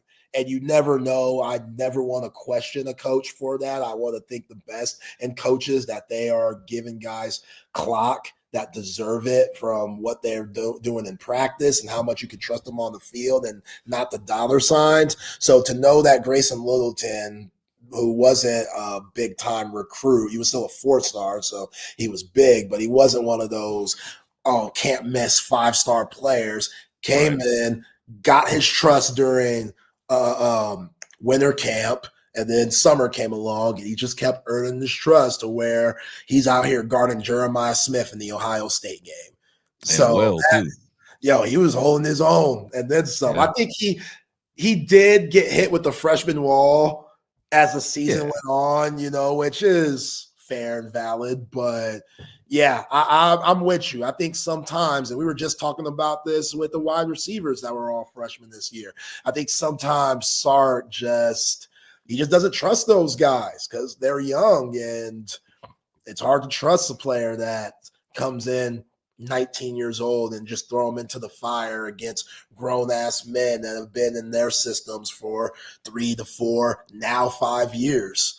So we'll see what happens. Like, how often do you think that's going to happen anymore? Like, I feel like now more than ever, when you've got players that can play, like, you got to let them play, because you're not going to keep them if you don't. Right. And none of these cats that can play are staying 4 years for sure. Like you said it. When can we bring that back? Like, I don't think we're ever bringing that back, Zay.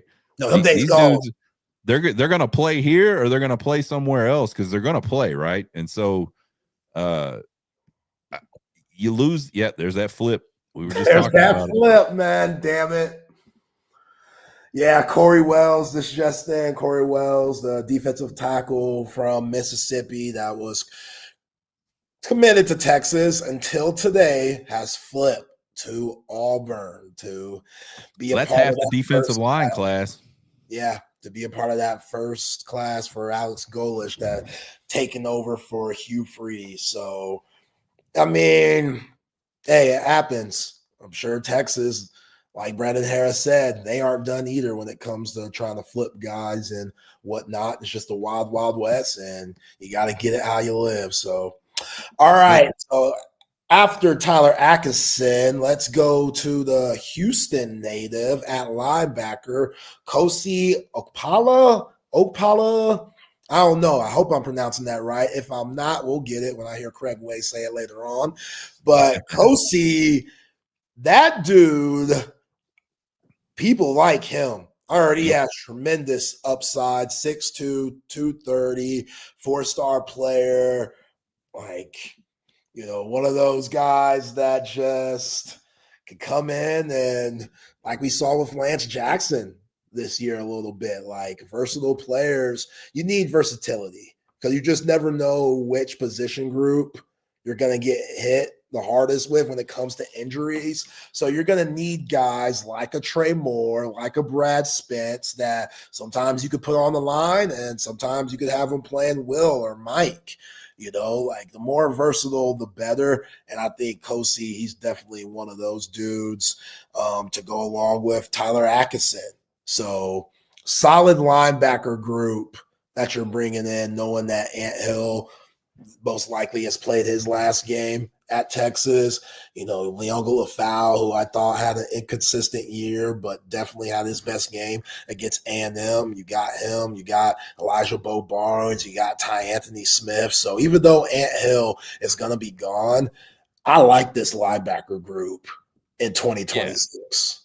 Yeah, there's a lot of good players in there. And I think, Spence is a guy that played mostly on the edge this year, but I don't think he would have any problem rolling back to a linebacker position and playing outside linebacker if they needed him to. So, it's kind of interesting, man. Going back to when Sark first got here, it was like every single year we were like, who the hell are the linebackers going to be? And now we've reversed that trend. We got plenty of them. Yeah. I see. Let's go through the linebackers. So you got Tyler Atkinson, Kosi Okpala. You got Rocky Cummins out of California. He's a 3-star, 6'4", 220. That's a good size right there. And that rounds up the linebackers. But, yeah, you can still go on the portal like they did last year with Brad Spitz and get some guys. I like Richard Wesley, the edge rusher out of California. Yes, I do too. Who reclassified. Like this dude, he should have been in the 2027 class, but he reclassified. If he stayed in the 2027 class, he would have been a top 5 guy. The fact that he reclassified, he's, some rankings got him in the top 25, some got him in top 50, some got him in top 100. But either way, I think this guy on the edge has some really good upside, 250, 6'5", and one of those players that Pete Kwiatkowski likes to have on the line. Yeah, and wasn't it Michael Fasusi from Oklahoma that he just or was it the kid that's going out to Tech, the offensive tackle that's going to Tech? One of those two, he just absolutely brutalized at one of those camps. Yeah.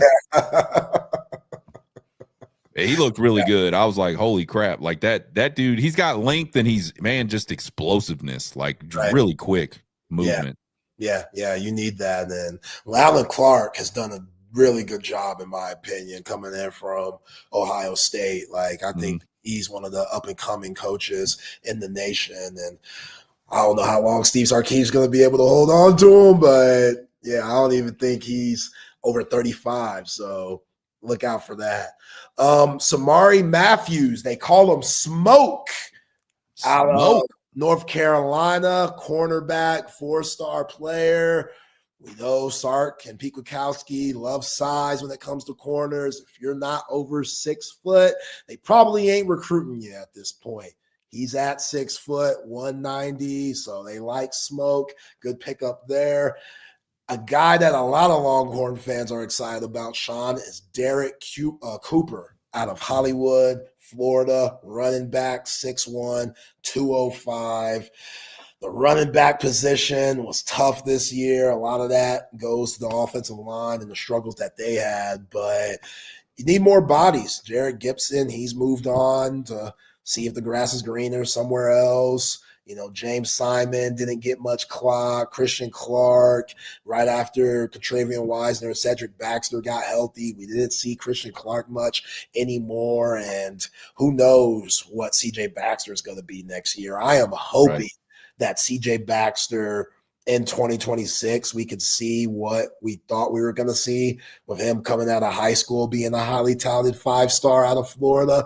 It's just those injuries really set him back. And again, the offensive line didn't help either. It wasn't like there were just holes everywhere to, run through. But it was tough seeing CJ Baxter this year and the struggles that he had. Contravian Wisner, he had his struggles too. A lot of that was due to injury.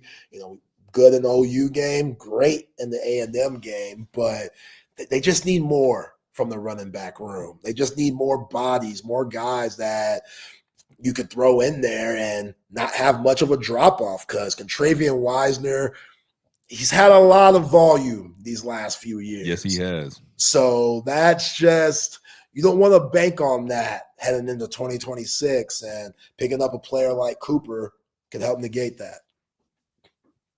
Yeah, I think Cooper's a guy that a lot of people should be excited about. He's got good speed, pretty big for a high school player at running back, so he's a guy that can probably come in, add some weight, and man, that's one of the things. Like we've really struggled to find it. Like I look at that kid, man, that kid at Missouri. He's not a big body dude, Hardy, man. He's not a big like height body, but he is yoked, and he just runs hard. He just runs over people. Like him and that kid from Arkansas, same deal. Yeah. Like we need some dudes like that. That can get around you, but are also okay with just going right over the top of you. And, man, I love Wisner. We've talked about him before on the show when I filled in for Chip. Wisner's awesome, but that just ain't his game so much. He just does – like physics are physics, and he just does not have the size to really punish people the way that kid from Arkansas or Hardy from Missouri. Those dudes will hurt your feelings for sure. Yeah, that dude from Arkansas going to have Michael Taft having nightmares for the rest of his life. Nightmares. That's just, man, that was a brutal hit that he had. Let's wrap this up, Sean, and just go through speed burst mode. Jameron Carlton out of Temple, Texas. I think once upon a time he was a Baylor commit. Yeah, come on. Dave Aranda, he ain't going to be there much longer. 6'4", edge rusher, 4-star player. I think that's a really good get. James Johnson out of Miami, defensive lineman, playing in the interior, 4-star, 6'2", 285. John Turtine, who a lot of people like, out of Fort Worth, North Crowley High School, offensive lineman. He's a 4-star, 6'4", 270. Hayward Howard, cornerback out of New Orleans. Got to have that size from the cornerback spot. 6'2", 175. Like that a lot. Torrey Davis out of Boulder, Colorado. He's an athlete, but he's been listed as a quarterback, 3-star player. They like him. Chris Stewart, wide receiver, Pearland, Texas, 3-star. We already mentioned Rocky Cummins, the California kid, linebacker, 3-star player. Nicholas Robinson, 3-star interior offensive lineman out of Spring, Texas. 6'3", 335, Sean. I like that. Now, be careful, because the size, that sounds great. That is D1 size, but Can he move? D1 heart, yeah. Does he got D1 toughness? Because we've had Dan Neal on, those guys, open gym guys, had Casey Studdard on. Both of those guys used to lay defensive linemen out during their days at Texas, and they both said the same thing. I don't know if there's enough football players on this offensive line. You got big guys, you got your big humans, but do you have enough football players that are mean, nasty, ferocious guys? Just didn't see that enough this year for Texas. This coaching staff, Kyle Flood, they got to do a better job at evaluating guys and developing them so we could see a better product in 2026. Yeah, the offensive line class is one that's kind of interesting to me. We've seen them in the past go after the big guys. And solely big guys. And not to say that those guys weren't good players or anything, but they were bringing in a lot of weight. And this year, two of the guys are pretty undersized, honestly, for they're not gonna be able to play at that weight. 290, 270. That ain't gonna happen.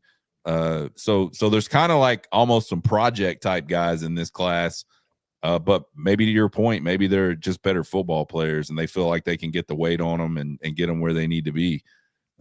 So that's been a 180, sort of almost complete 180 from where we started with Kyle Flood and Steve Sarkisian with the offensive line. Yeah, right. Like Trevor Gooseby, he was what, 3-star player coming in, and now he's your best offensive lineman by a long shot. Yes, that development that you're mentioning, it can be done. Like this coaching staff, they've done it. You know what I mean? It's just every player's different. You got to be able to squeeze however much you have of that sponge out of every single player. It might not be the same as what you did for Kelvin Banks or Trevor Gooseby, but this coaching staff, they have to figure it out because they completely just shot themselves in the foot by how they evaluated this offensive line. And it could have avoided a lot of things that happened this year, which have put them in the situation they're in, which is on the outside looking in for the college football playoff. Let's keep going. Cohen Brown, wide receiver out of Waxahachie, Texas, 3-star, 6 foot, 190. So one of them speedster guys that Steve Sarkisian likes. This is one of my favorite picks coming up, Sean. Jet Walker out of Georgetown, Texas. White boy. When you hear white boy running back, your eyebrow might raise up a little bit. Don't get it twisted. Jet is underrated. He's a 3-star. I've seen a lot of film on him, or a lot on him, with him being a Georgetown kid right up the street from us here in the ATX, 6'2", 215.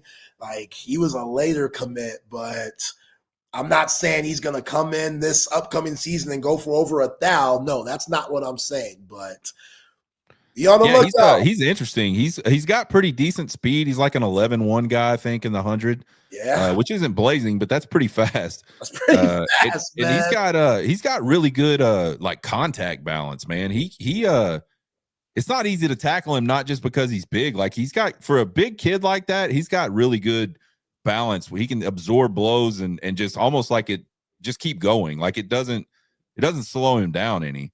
Yeah. Granted, that's high school. We'll see how he does in college, but like there's some parts to his game that are pretty cool, and I think they're unlike anybody that's currently on the roster. Right. I'm gonna just say it. If he's black, he a 4-star player. He's calling it out. But the fact that he's a white running back, I'm not saying he's Christian McCaffrey, but I think that's why he doesn't get certain respect that he should be getting, just because, kind of just like the white corner, white running back. I don't know, but hey, he's going to have to prove it, and I'm excited to see that. I just want to know if he's better than Sam McGuffey. We'll see. Right? We'll see. Yeah, we'll see. To wrap it all up, Yaheem O'Reilly, Austin Anderson, which he transferred to the city of Austin. He's a Florida kid, but went to Austin Anderson, was a safety, 5'11", so a little undersized, but hey, if you could hit, you could hit. Like Andrew Makuba was undersized, and look where he is now. 3-star player. I think he went to LBJ before he went to Anderson. So, yeah, you got to keep those kids in the city. Charlie Jalik, I don't know how to pronounce his name, but the tight end who I like out of Michigan, 6'5", 230. That's some good size coming out of high school at that tight end spot, but he's going to come into a loaded room because I think every tight end is coming back next year, including jack injuries, but I could be wrong. My man Jet Walker's teammate, Caden Schrader, offensive lineman, 6'5", 285, 3-star. So I feel like that was a package deal. Solid job from Steve Sarkisian and crew. And then you didn't Jet, Caden, and Charlie all come from Minnesota's recruiting class? Maybe. I know that Jet was in Minnesota. I don't know about Charlie. I mean, that would make sense. But I'm almost positive there was like a week where Steve Sarkisian was mad at Minnesota and just went and took whatever he wanted out of that class. Hey, that's a long way to go. If you're from the city to go all the way up to Minnesota and then Texas calls, and it's cold too. Damn that. Oh yeah, absolutely not. To wrap it all up, you got a name I can't pronounce, Mikey Bukakis. I don't know, my fault, Mikey, but he's a punter, 3-star punter. Jake Collette, kicker, 3-star kicker out of Georgia, and then Trot O'Neal, long snapper, 3-star long snapper out of Plano, Texas. So, yeah, that wraps up for now. Remember, Brandon Harris said there could be stuff that pops out later on this week. So that number 8 overall recruiting class, according to Horns 24/7, that can change for the better or maybe for the worse. We will see. But you see that list, Sean. You like it? You like this class? How you feel about it? Yeah, so I think it's definitely a different class than we've seen the last few years. Obviously, we've had the number 1 class that we've had. I think all top 5 classes since Sark got here. So this one's a little lower than that, clearly. But I don't necessarily think that means anything. I like Jermaine Bishop. I like Diabell. I like the top end of this class a lot. I think from an offensive line perspective, I'm not 100% sure on it. I think there's some guys that probably could develop and be good, but I don't think there's anybody in this group that's stepping in day one and can go out on the field and help that pretty big problem that we saw this year with the offensive line being a problem.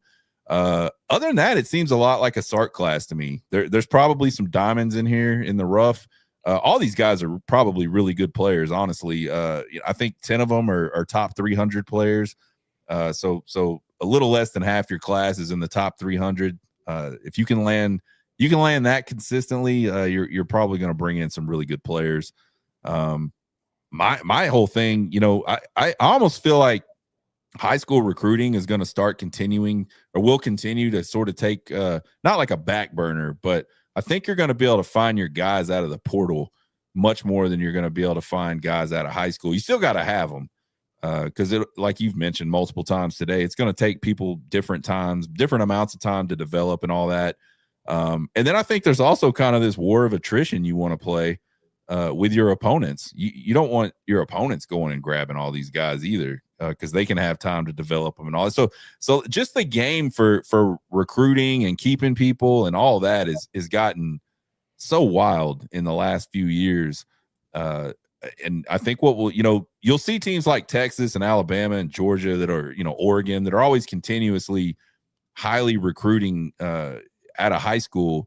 It's going to be the ones that figure out that balance between high school and bringing people in through the portal that are going to start to really be if we ever see a dynasty again, like we saw with Alabama, it'll be because of that, I think, versus being able to bring in high school talent and stack it and trick it into believing it sucks for 2 years and then it, becoming a first round draft pick or something like that. So, it's an underwhelming class if you just look at it on its surface, but that doesn't necessarily mean anything. The only place I really would have liked to see them be a little better was on the offensive line.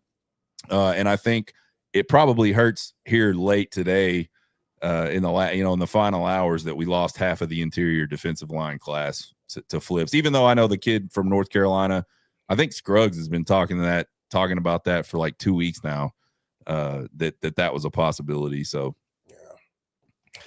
I you look at the class from last year, and Jonah Williams, Justice Terry, Lockett, Phillips, Lance Jackson, and stuff. That class was loaded. That class was loaded, absolutely. But how many of those guys actually played?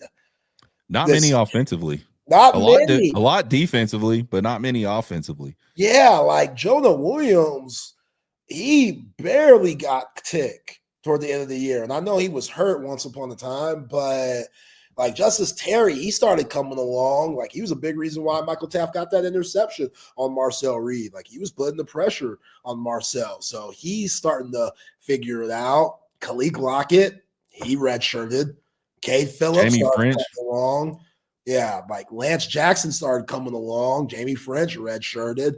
Nick Townsend, you feel good about him. He got that jet sweep, against A&M where he scored. Elijah Bo Barnes, we like him. Grayson Littleton played a ton this year. So besides that, you look at the rest of the list, man, and all these guys are redshirting. And if this class, if they could stick to the grind and the plan, they're going to be good too. But you just, like you said, you just never know who's going to do that nowadays. Like, that bag, it is what it is. That bag, it's hard to deny it. You never know what family situation you got going on. So I can't knock anybody for chasing that bag, man. But also, you want guys to want the grind. You want guys to want to be at the University of Texas where it's more than money. Like, you still get an education. People forgot about that. They just see NIL. Like, well, they're still going to school, y'all. They're still getting an education to hopefully give them a better life once they hang up the cleats. But, you can only do so much for these guys. So I'm not as excited about this class, but let's see what the transfer portal looks like. It's still a top 10 class. I mean, It's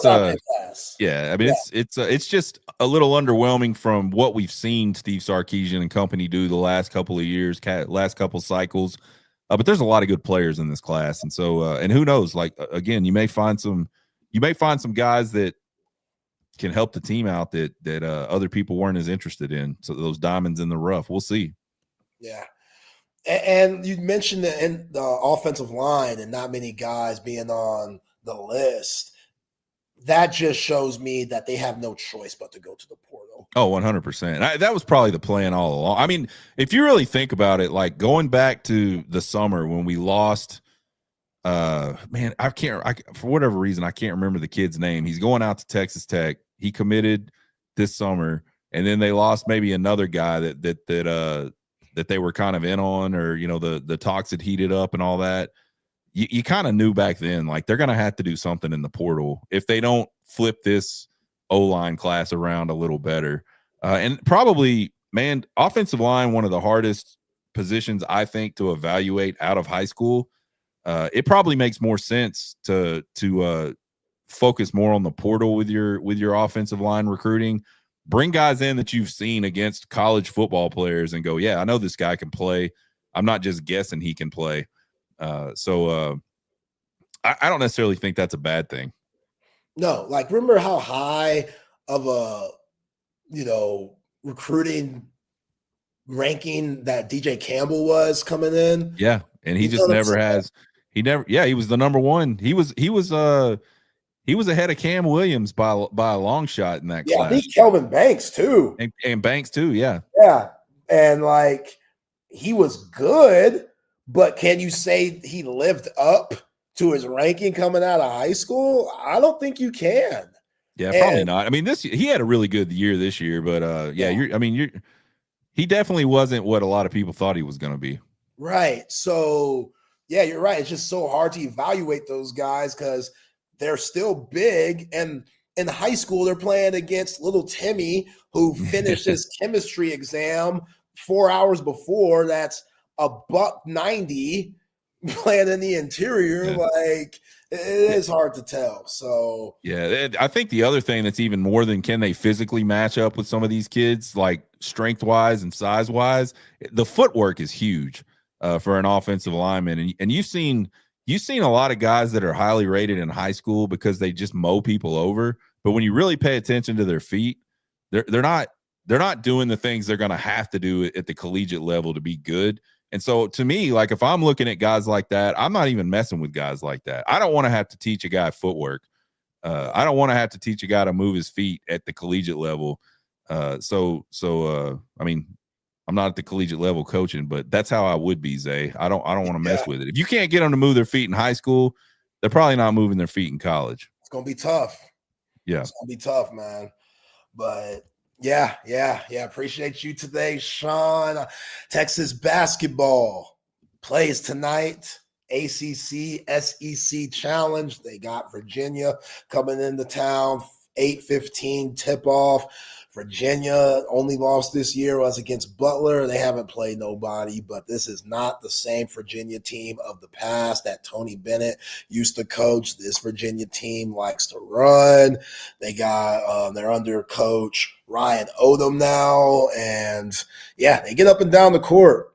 Like they like to play just a fast-paced game, so fast-paced on fast-paced. Sean Miller likes to play fast-paced. Coach Odom likes to play fast-paced. They got a freshman out of Belgium who's their leading scorer. I don't know how to pronounce his first name, but his last name is De Ridder. He's 6'9". He could shoot it. He can mix it up a little bit. He's physical because he just came over from Europe, so he's used to playing that European game. And, yeah, another good matchup in test for the Longhorns tonight. And coming off of the Maui Invitational, Sean, where they should have won it all, but after the Arizona State game, they beat up D2 Chaminade, and then they looked really good against North Carolina State. Can they keep up that shooting? Because they shot the lights out. I think they hit 16 threes that night. Jordan Pope hit 7, and Maui, Chip and I have talked about it, that might be the easiest place to shoot in the nation. Just because it's like a high school gym, the depth perception, it gives you a high school feel. And when you're playing in an arena, it's just a lot different when it comes to shooting. So can they bring in that momentum into this game? I just want to see guys get better. Mathis, I want to see him play smarter, but also, and still just impose his will on the defense, because he's a problem. When you're 7 foot and you're that big and that size, man, you're gonna get a lot of attention.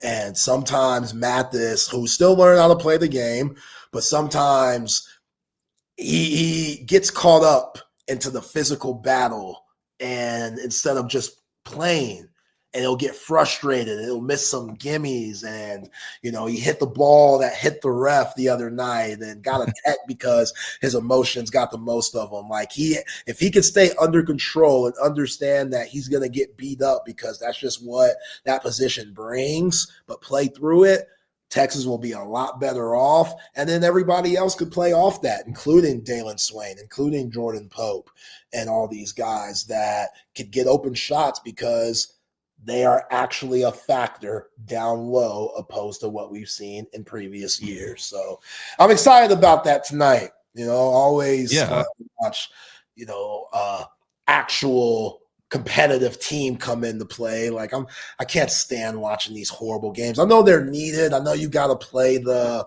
Riders of the world and stuff, but man, if I could play a Power 4 game, Power 5 game every game, I would do that. It probably wouldn't be smart, kind of like what Texas football is dealing with by playing Ohio State. But still, like, it's fun to see this new Sean Miller team and what he's trying to provide and the pace and style that he's trying to play, opposed to what we've seen in previous years face off against legit competition.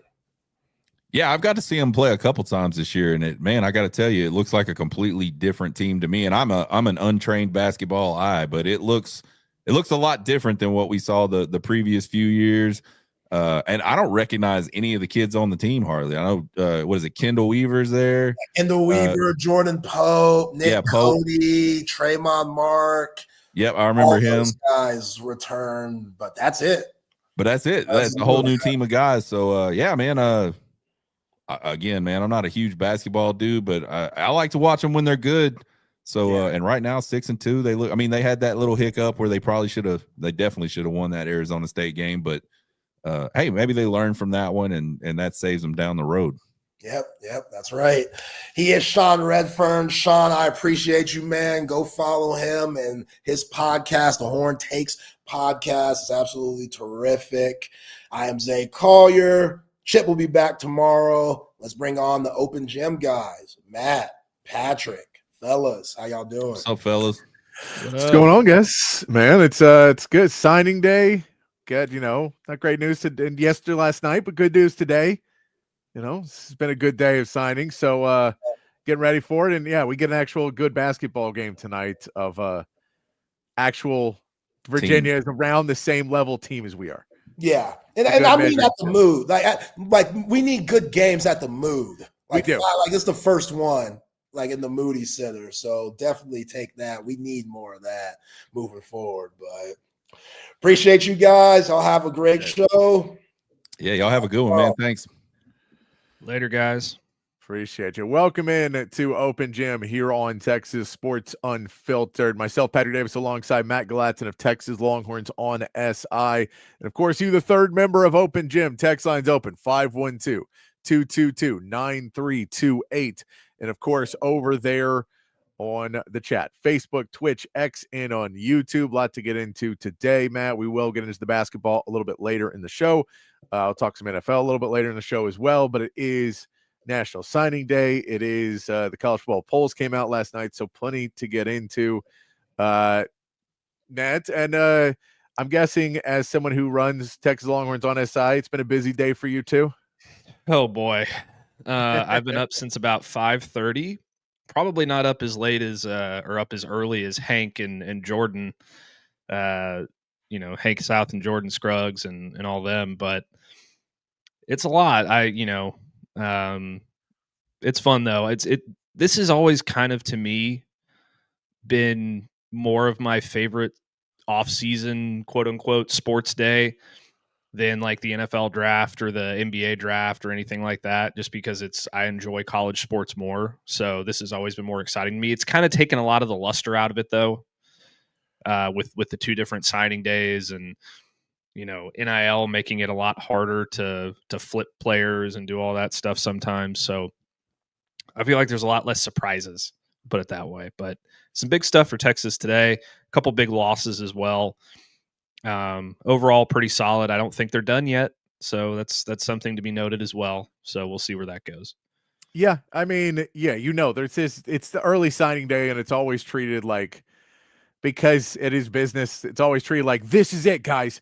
If your team doesn't win today, then your team has no chance in the future, which we know is not really true.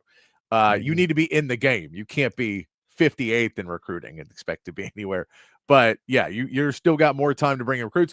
There's some really big names that didn't go today because they were basically getting last minute offers, and they were like, "There's another signing day. It's fine. If y'all don't want to, we'll just wait and we'll commit after this. But we're not going to rush it if suddenly hundreds of thousands of dollars are on the line. We're not going to rush it. So it is, it's crazy. I get it's over the top. I personally, I don't blame the kids for what's going on as much as I blame the adults in the room for what's going on, of how it's being treated. The fact that there's so many 40, 50, 60-year-old men who will kiss the ass of these children to make sure they get the exclusive scoop to say where they go. Not my personal favorite thing, but hey, it's business. Everybody does it. So it is what it is. But if you want to know why these people think they have a really high opinion of themselves, it's because a lot of adults tell them they are God's gift to man. And that's why they get to do that. And then you have recruits and these, the battles come into it. Texas did lose a couple of defensive linemen today that have been rumored to be possibly being switched. I know Corey Wells turned into a deal, which Texas lost these recruits before, which is they come as a package deal with a brother. And they're like, well, we both want this amount of money. You're like, well, you're worth it. He's not. And we're not doing that. And other schools that really need the player will be more likely to just go, okay, well, we know we were overpaying you now, but we'll go ahead and do that because the other guy could find a spot on this roster. Sark talked about it today, Matt. He's still lobbying now for for the SEC to get up to the 105 scholarship limit. That is now across the board because the SEC is still at 85. And so he's lobbying in that world to be, well, it would really help us in the transfer portal if we could have a few more scholarships in there so we can recruit a few more guys that are projects and guys we want to bring in, but then also go out and get, because you're going to miss on a few, Matt. You just are. There, when you're talking about high school recruiting and guys who haven't played against those levels and not knowing what the young man is going to grow up to be, you're going to miss on a few. And in today's game where you're not able to get the sure things as easily anymore, it does feel like that 105 could be a little bit handier for a team like Texas that does have the ability to pay it. Yeah, I think that as this season has gone along and the recruiting window has gone along, just based on what Texas has seen on the field, I think that there's going to be a little bit more turnover in the transfer portal than we may have expected. A couple weeks ago when we put our list together. And I think what Texas is kind of doing is saying, okay, we're going to go get some good players and we're going to get some high character, culture guys as well. We're not going to go, sign 35 guys. We're going to sign these 23. Maybe it might end up being somewhere around the, 24, 25 by the end of the week, but we're going to sign 23 to 25 guys.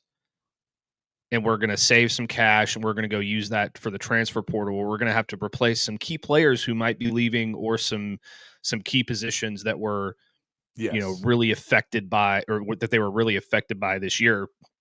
Offensive line being one of those on the interior, potentially running back, wide receiver, defensive back. A lot of different places where they could have holes this next season because of players who could end up leaving that maybe we didn't expect. Yes. And Joe, there is no cap. Yes, if there's a cap, there is a budget and there is a player revenue sharing, which is one piece of the puzzle. But NIL is, again, not paid for by the school. It is a completely separate thing. You can't really cap it legally because, once again, name, image, and likeness is what it stands for. And that is a basic human right. That you can't be able to walk into somebody and say, hey, we're going to use your name, image, and likeness to sell Humann, which Humann's a great product, but we're going to use a video of you on the field to sell it. But if you do that, and you're making $0 off that, but if you do it, you are ineligible and can't play anymore. And that's the way it was. And so now they're trying to figure out the guidelines between it, but you can't really put a cap on it. Because if an Arch Manning comes along, Arch is going to make more money. Mm-hmm. He's going to be in commercials because he's a Manning. We saw Cooper Flagg last year make, $30 million in NIL? Something like that. They said he made it at Duke in NIL and it's not Duke paying that money. It's Gatorade. It's Nike. It's major brands. I could care less what college you went to, really. But they're like, we know you're the number one pick in the draft next year, so we want to give you all these. So that's not even Duke. It's literally just a kid being able to profit off of his name. So that one I'll say is you can't really put a cap on that because, Duke basketball would be wildly underwater on cap space if you took the cap to what Duke basketball has made with some of these endorsements that are just, we know you're getting the number one picks, and so we're giving them tons of endorsements. Yeah. I think the cap is kind of a misconstrued idea. Like there's a certain amount of money that the school can spend itself, I believe. Is that how it goes? And then revenue sharing. In revenue sharing, and then everything else comes out from outside NIL. It really doesn't make that much of a difference at the end of the day. But hey, like I said, I think that Texas is going to hit the transfer portal hard, so they needed to save some money for there anyway. There's going to be some positions that come open that, you're really going to have to address. And it's going to be a little bit of a different looking team next year, which I think is okay. I think the core is going to stay, like the core players that are going to make up this team's identity are still going to be around. Like Arch Manning and Colin Simmons aren't going anywhere, so I wouldn't worry about that. Like just some other areas on the roster. And it's going to be a very interesting offseason for Texas, that's for sure. I'm excited to see what happens because I think that they're going to go all in and try and right this ship pretty quick.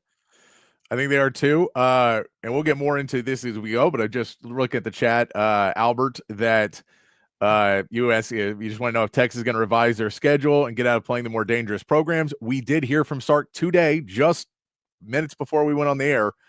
He talked to the press, and he said, because we've already done the half and half, the home and away with Michigan and Ohio State, those games are still on the schedule for the next 2 years. So Michigan and Ohio State will be played in the next 2 seasons. They're both home games for us, which is a big difference as well. Those are not on the road. Going forward past that, he wouldn't say what he would do. But I can tell you the next 2 seasons, we will play Ohio State and Michigan here at DKR. Part of the reason for this, too, is Chris Del Conte has a job to do for season ticket holders. And as much as nobody wants Texas to lose those games, they also want to see good football games. And no one wants to pay an astronomical amount of money. And by the way, they don't book Ohio State, they don't book Michigan. You're not getting cheaper tickets. You may get more expensive tickets because they got to make up the revenue they're going to lose by not playing those games. So, like, reality-wise, you would end up paying more for your tickets to have less good games at DKR. So that's another factor in this where we can talk football all we want, but the financial side of it for the University of Texas, they're playing those 2 games at home for damn sure. And then after that is a question, do they keep it with Notre Dame in the years following, or do they go, we're moving off of Notre Dame? They're already too they're too fan friendly, because we could beat Notre Dame by 50, and apparently that's not a problem. But if we lost to Notre Dame, then that's a problem because Notre Dame somehow is still ranked ahead of us, and I don't get it. But that's just me on that one. But no, he did address that today, which we'll say he did say today that they're definitely playing Ohio State and they're definitely playing Michigan in the next 2 years, which I like. Yeah. Listen, I know we're going to talk about this throughout the show, and I'm not saying that I'm tired of talking about this with you, Patrick. Just no, I got you. No, I got you. Putting that up in the front. But I am so tired of this conversation online, specifically on Twitter, where it's like, the cancel the Ohio State. We never should have scheduled Ohio State. Blah blah blah blah blah. This is the University of Texas. You are going to play the best of the best. And you should be able to beat the best of the best. What happened to just winning the football games? No, I agree. Why can we not accept responsibility for just winning the football games? Win the Florida game. And we're not having this conversation. Stop making excuses about, we shouldn't have had to play this hard schedule and now it's going to screw us up. Beat Florida. Stop making excuses. It's absolutely absurd. And I'm so tired of it. And everybody's like, well, yeah, but then if you add the fact that Alabama lost to Florida State, but then they didn't lose to a bad conference team. That's why they're in. Yeah. No, I agree. Look, I'm with you. I think there's a reason why you're upset about, like, why most people are upset about it, because you look at the teams ahead of us and you're like, they didn't play anybody and we did. We thought that would be an advantage for us to play good teams. And it's not really an advantage to play good teams. It is a really detriment to lose a game against Florida. The Florida loss is really bad. The Florida State loss to Alabama is the reason why they're on the back end of it, because they lost to a not very good Florida State. So I think the Oklahoma loss isn't really hurting them. They'd probably still be much higher. I do agree. Like, look, if you want to talk, we'll talk college football poll. You want me to tell you what I hate about the college football poll? That they are owned and paid for by the Big Ten, apparently, because there's no damn way in hell they have top 5 teams in that conference. They don't. Oregon is not a top 5 team. They just aren't. It's a bad ranking. They're not a top 5 team. You have to move them out of that. The fact that they could easily get 4 buys because they could just not move down to Indiana after they get beat by Ohio State if that game's close is absurd. It is absurd. And Joe, like, I get it. Ole Miss played 4 out-of-conference games with 3 G5 teams in an FCS. Who gives a shit? That's not the point. Ole Miss isn't Texas. I'm not trying to yell at you, Joe, but like what I'm saying is take responsibility for what you did wrong as a program and beat a 4-8 football team. And Texas for the record, is always going to take the risk of playing a tough non-conference game, as they have under Steve Sarkisian this entire time. That's not changing unless, maybe they'll cancel Notre Dame, but like over the next couple of years, it's not changing. So stop complaining about it. You're not because you lost a game you shouldn't have lost. No, I get that. This is the only problem I have with it, is if you ever say that, I don't want you to ever say the standard is the standard at Texas. If you're saying we shouldn't play good teams, then the standard is no longer the standard at Texas. It no longer exists in your brain. And the phrase, the pride in the winning tradition of the University of Texas will not be entrusted to the weak nor the timid, never say it again. Because you are being weak, timid, and don't live up to the standard if you refuse to play good games because you're trying to be like Indiana. We're better than Indiana. We don't be like Indiana. We're better than Ole Miss. We don't be like Ole Miss. We're better than those teams. We act like it, and we go do it. I get we're going to miss the playoffs this year. I get that sucks. But to ruin college football further because the assholes are winning is the wrong way to go. That's my personal opinion on it. I understand fully the concept. And I'd say this, I'd reschedule Notre Dame with somebody else at this point. I would reschedule Notre Dame because I just don't like the fact of how well they're being ranked and how much they're being able to control things. That to me bothers me. But Ohio State and Michigan, I'm fine with. USC, if you play them, fine. I'm fine with some of these teams. No problem with any of those other brands to go there. And Hair of the Dog, I get that, but they can't change our standards. I understand. Look, I understand the concept, and we can't argue about this all show. I understand all of those pieces, but again, if you come at me with the rules have changed, so now we have to be wimps too, you're going to lose me on it, and you're going to lose a lot of Texas players because the Texas players I've talked to think you guys are wimps. They think you guys couldn't handle. You couldn't touch their jock straps. It's what they're telling me. These people want to cancel these games. Now, some want to cancel them, but a lot of these dudes are like, this is stupid. This is still like, I think here's the reality. I think the college football playoff needs to change. It's going to. By the way, the college football playoff is going to be 30 games in 5 years. Don't worry. We'll be in every year. Don't worry. They're going to ruin it worse. And when they do it, they're going to talk to y'all and go, well, we didn't want to get rid of non-conference games. So what we did is we expanded it to 24 teams. Yeah, and all I'm saying, like, I get the anger in it, I get the disdain, I get the fact we're not in the playoffs. Like, I hate all of that. And technically, there still is a 1.5% chance we get in, but it's a really, really slim one. And Georgia and Ohio State need to win by 30 in conference championship week. Yeah, and you need Texas Tech to win by 30 as well. Here's the deal. First of all, if Georgia beats the brakes off of Alabama and Ohio State beats Indiana, 2 of Texas's 3 losses are going to be to the 2 top teams in the college football playoff poll. Chew on that for a second. But, Luis, the question is, do you want to play good teams or risk your record and have a better chance to make the playoffs? I am full team risk your record and because I love good football. Oh, and I want those tough games. By the way, also, we're not talking about this if we didn't play the number 1 team in the country. You guys are acting like if we play Michigan in 2 years, that one we shouldn't play. We're going to destroy Michigan in 2 years. Yeah. So I get the concept that it's upset, but I think reactionary wise, there's a reason. And in 2 or 3 years, you'll go, oh yeah, if we don't play anybody, you're going to walk out and go, football season starts, call me in 6 weeks. Yeah, and dude, do you really want that? When we get 12 weeks of college football and y'all want to cut it down to 9 weeks, and guess what? We're playing a couple bad SEC teams, so really it's 6 weeks of college football that are fun to watch. I don't want that. Yeah, and listen, the fact of the matter is, you were within a score of Ohio State with the ball with a chance to tie the game in the 4th quarter. If one thing goes differently in that game, everybody's praising the Ohio State game for Texas scheduling Ohio State because they won the football game. So, like, just use a little bit of no and relax a little bit. And here, by the way, also, strength of schedule is a subjective term. And I will tell you what that means. To them, the top 25 is the top 25. And if you were in the top 25, number 25 in their strength of schedule and how they're working it in their brains is as good as number 8. That's how they're looking at it. So if you played a top 25 team, you played one of the best teams in the country. We know that's not true, but that is how they're ranking strength of schedule in their meetings. How we're ranking it is top 10, top 5, which I believe is much more realistic.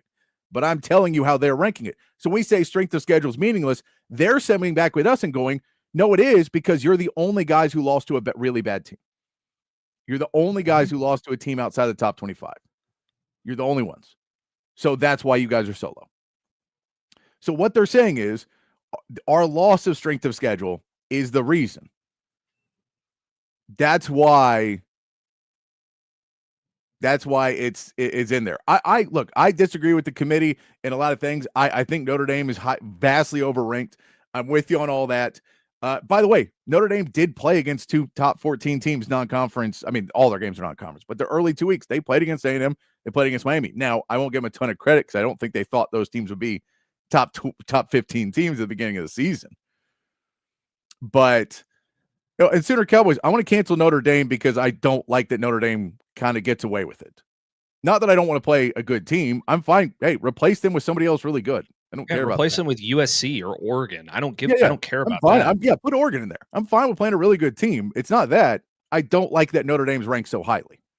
Yeah. And I don't think that's the reason is I don't want to give them another selling point of, well, we lost to Texas, but that's Texas really good. Well, and here's another thing too. Like, imagine Texas had canceled Ohio State. Yeah. And they scheduled who'd somebody that Indiana scheduled? Old Dominion. They play Old Dominion instead. Do you know how many texts I got before this season started from family and friends who were Texas fans that said, God, our home schedule sucks. Like, you want to play good football games and watch good football games until you screw it up and you lose. Take responsibility for losing the games. No, I mean that's no, I agree. And look, Oklahoma doesn't have another good opponent on their schedule so they play Michigan again next year. Then they play Nebraska in 2029, 2030. I mean, Clemson could be good again by 2035. We don't know. But like, I get it. I get that teams are not necessarily doing what Texas is doing. You know why they're not doing what Texas is doing? Because they know we're better than them. They know that what we do and what Texas has always done is put a product on the field that puts Texas into being the place that we're so talked about. That's what Cristo Conte is going to do. I get it's not going to make everybody happy. I get the committee is a reason why it's getting mad. We don't know what the committee is going to be next year. We don't know when it switches to 16 we're in. I agree with you, Rex. If we keep yelling like this, we're going to be dead by 2026, and it's coming up. No, look, I get the argument, and I fully get it, because there is piece of my brain that is like, yeah, screw it. Do the easy route.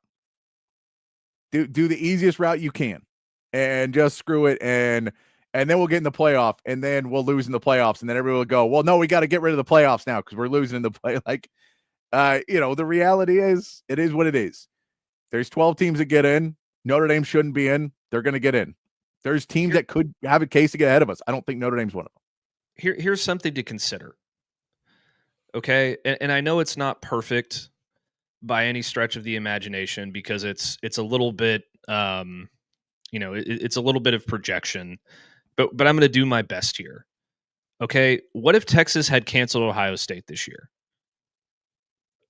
and instead they scheduled, like I said, Old Dominion, right?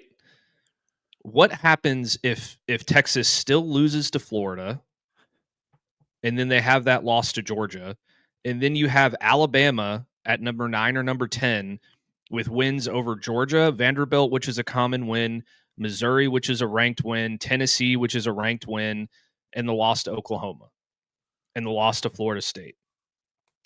Okay? There is a serious consideration for Alabama having a tougher schedule than Texas, and Texas might still be left out. Yeah. Like I know we can't project that because it didn't happen, but the schedules line up pretty similarly if you take Ohio State out. In fact, Alabama's is probably tougher if you take Ohio State out.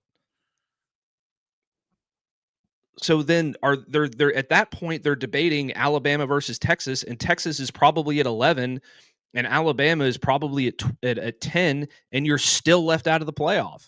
Yeah, you're still out. I get all of that. I get it. And none of you are wrong in that opinion. I don't think you're wrong in that opinion that it is an easier path. And if we just want to be in the playoffs every year, then that's what it is. But again, the standard is a standard. We're trying to win championships, and playing those games gets us closer to being a championship caliber team. When we won the title, and 20-something years ago now, we won that title. We played Ohio State first game of the season, didn't we? Like, I get it. It's tough. You have to play those tough games to get resilient and get ready to be where they're at. This team just wasn't ready to go early in the season. It is what it is. Notre Dame wasn't either, but they didn't play a harder conference schedule. It just is what it is. Yeah, and yeah, UTEX 05, I know they're both 10-2, and what I'm saying is Alabama probably has a better resume than Texas does at that point. Yeah, I get it. I get it. If we want to play semantics of, you know what, guys, this is the new rules. The new rules suck. None of us like them, but we got to play by the new rules. You're just never going to convince me, you know what, we should ruin college football because a committee said so. What we should do is say, hey, everybody, let's go tell college football the committee needs to go be pushed off a cliff off a limb like lemmings and get something else figured out because you can't lie to us again next year. Say that. But don't go out and let them win because they're winning. You're letting them win by letting this happen. I think there's ways about it. I get the argument. I don't like the fact that Texas fans brag about Texas being Texas and then walk around and go, but we shouldn't. I get the SEC's harder than the Big 12. Also, by the way, look at National Recruiting Day. You want to know why we went to the SEC? For recruiting. To get better players. Because better players want to play better games. You want to cancel those games? Cool. We'll lose some recruits. Be a worse team for it.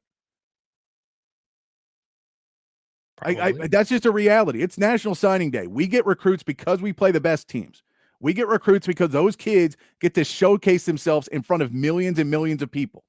And that's one of the selling points that we sell to these kids is, guys, you will play the best competition in the world when you come to Texas. We got to take that out and go, hey, guys, you might be able to get in a playoff. We might still lose to Florida and not get in, though. Like, it's still, like, we wouldn't be having this argument completely different. Like, we're not in if we don't win to Florida. We're close. We're right there. But we lost 2 conference games. We're not playing for a conference championship. Kalen DeBoer's having to go out right now and try and keep himself in. Because they lost to Florida State because they booked a non-conference early in the season. I get it, but I don't think it's as easy as 1, 2, 3. I think there is a little bit more nuance to it. And there's a lot of pieces, and there's a reason why I trust the people in charge to make those decisions more than a bunch of people who, like us, are looking from the outside in trying to figure out where they're at. So I get the concept, and I see on the text line, it says, so with the same record, OU, they'd still be higher than Texas? Yes. You know how I can tell you the head-to-head doesn't matter? Notre Dame's ahead of Miami. Miami beat Notre Dame. So head-to-heads don't matter either. The committee is screwed. The committee sucks. We can all go with that. That doesn't mean we also have to suck because the committee sucks. That's all my point is. We don't have to suck because the committee sucks. Because yes, they let us get over Vanderbilt. Which, by the way, did you see that apparently Clark Lee has told the team to have their bags packed because if they can find a game this weekend, they would play it? That's ridiculous. That's not going to happen. No, it won't. But he was basically like today saying, if we have one on Saturday, we'll go play a game to prove how good we are. I'm like, who are you playing? Nobody wants to play you. No. Texas will play you again, and they'll beat you. They'll beat the tar out of you again. Yeah. Yeah. I know. We know what it is. You just can't lose those games. And like, it's funny to me too, because at the end of the day, in reality, the Ohio State loss would have probably knocked us out of being in the playoffs. And then the Florida loss would have been like, oh, it's not even a conversation. Even the 4 team, the Florida loss would have just been like, oh, yeah, no, we don't deserve to be in it. But now with the 12 team, there's this whole argument. It's going to be that way with 16 teams. It's going to be that way when it's 24 teams. It's going to be that way when it's 30 teams, which it's going to go to, and none of us want. But this is the reason, because this argument and this conversation leads to it. Yeah, and Sooner Cowboys, Oklahoma hasn't scored an offensive touchdown on Texas in 2 years. Listen, a 12-team playoff with a loss to Florida and no Ohio State, you're still out. You're number 11. The group of 5 gets in. The ACC champion Virginia gets in, or the second group of 5 gets in, because you don't have another game to boost your resume. Yeah, and Sooner Cowboys, you can't keep saying if Mateer. Mateer's your quarterback. If Arch Manning threw for 65 touchdowns, he'd have 65 touchdowns. If I won the lottery, I wouldn't be here right now. I probably but still all would. of those. No, I'd be fucking on a beach right now having a great time. I do the show from the beach. I like sitting here and talking to Patrick for 2 hours about sports. I do. I wouldn't do it today. I'd be having fun today, but I'd be waiting until it cool back down, and then we're not to scream and yell as much. But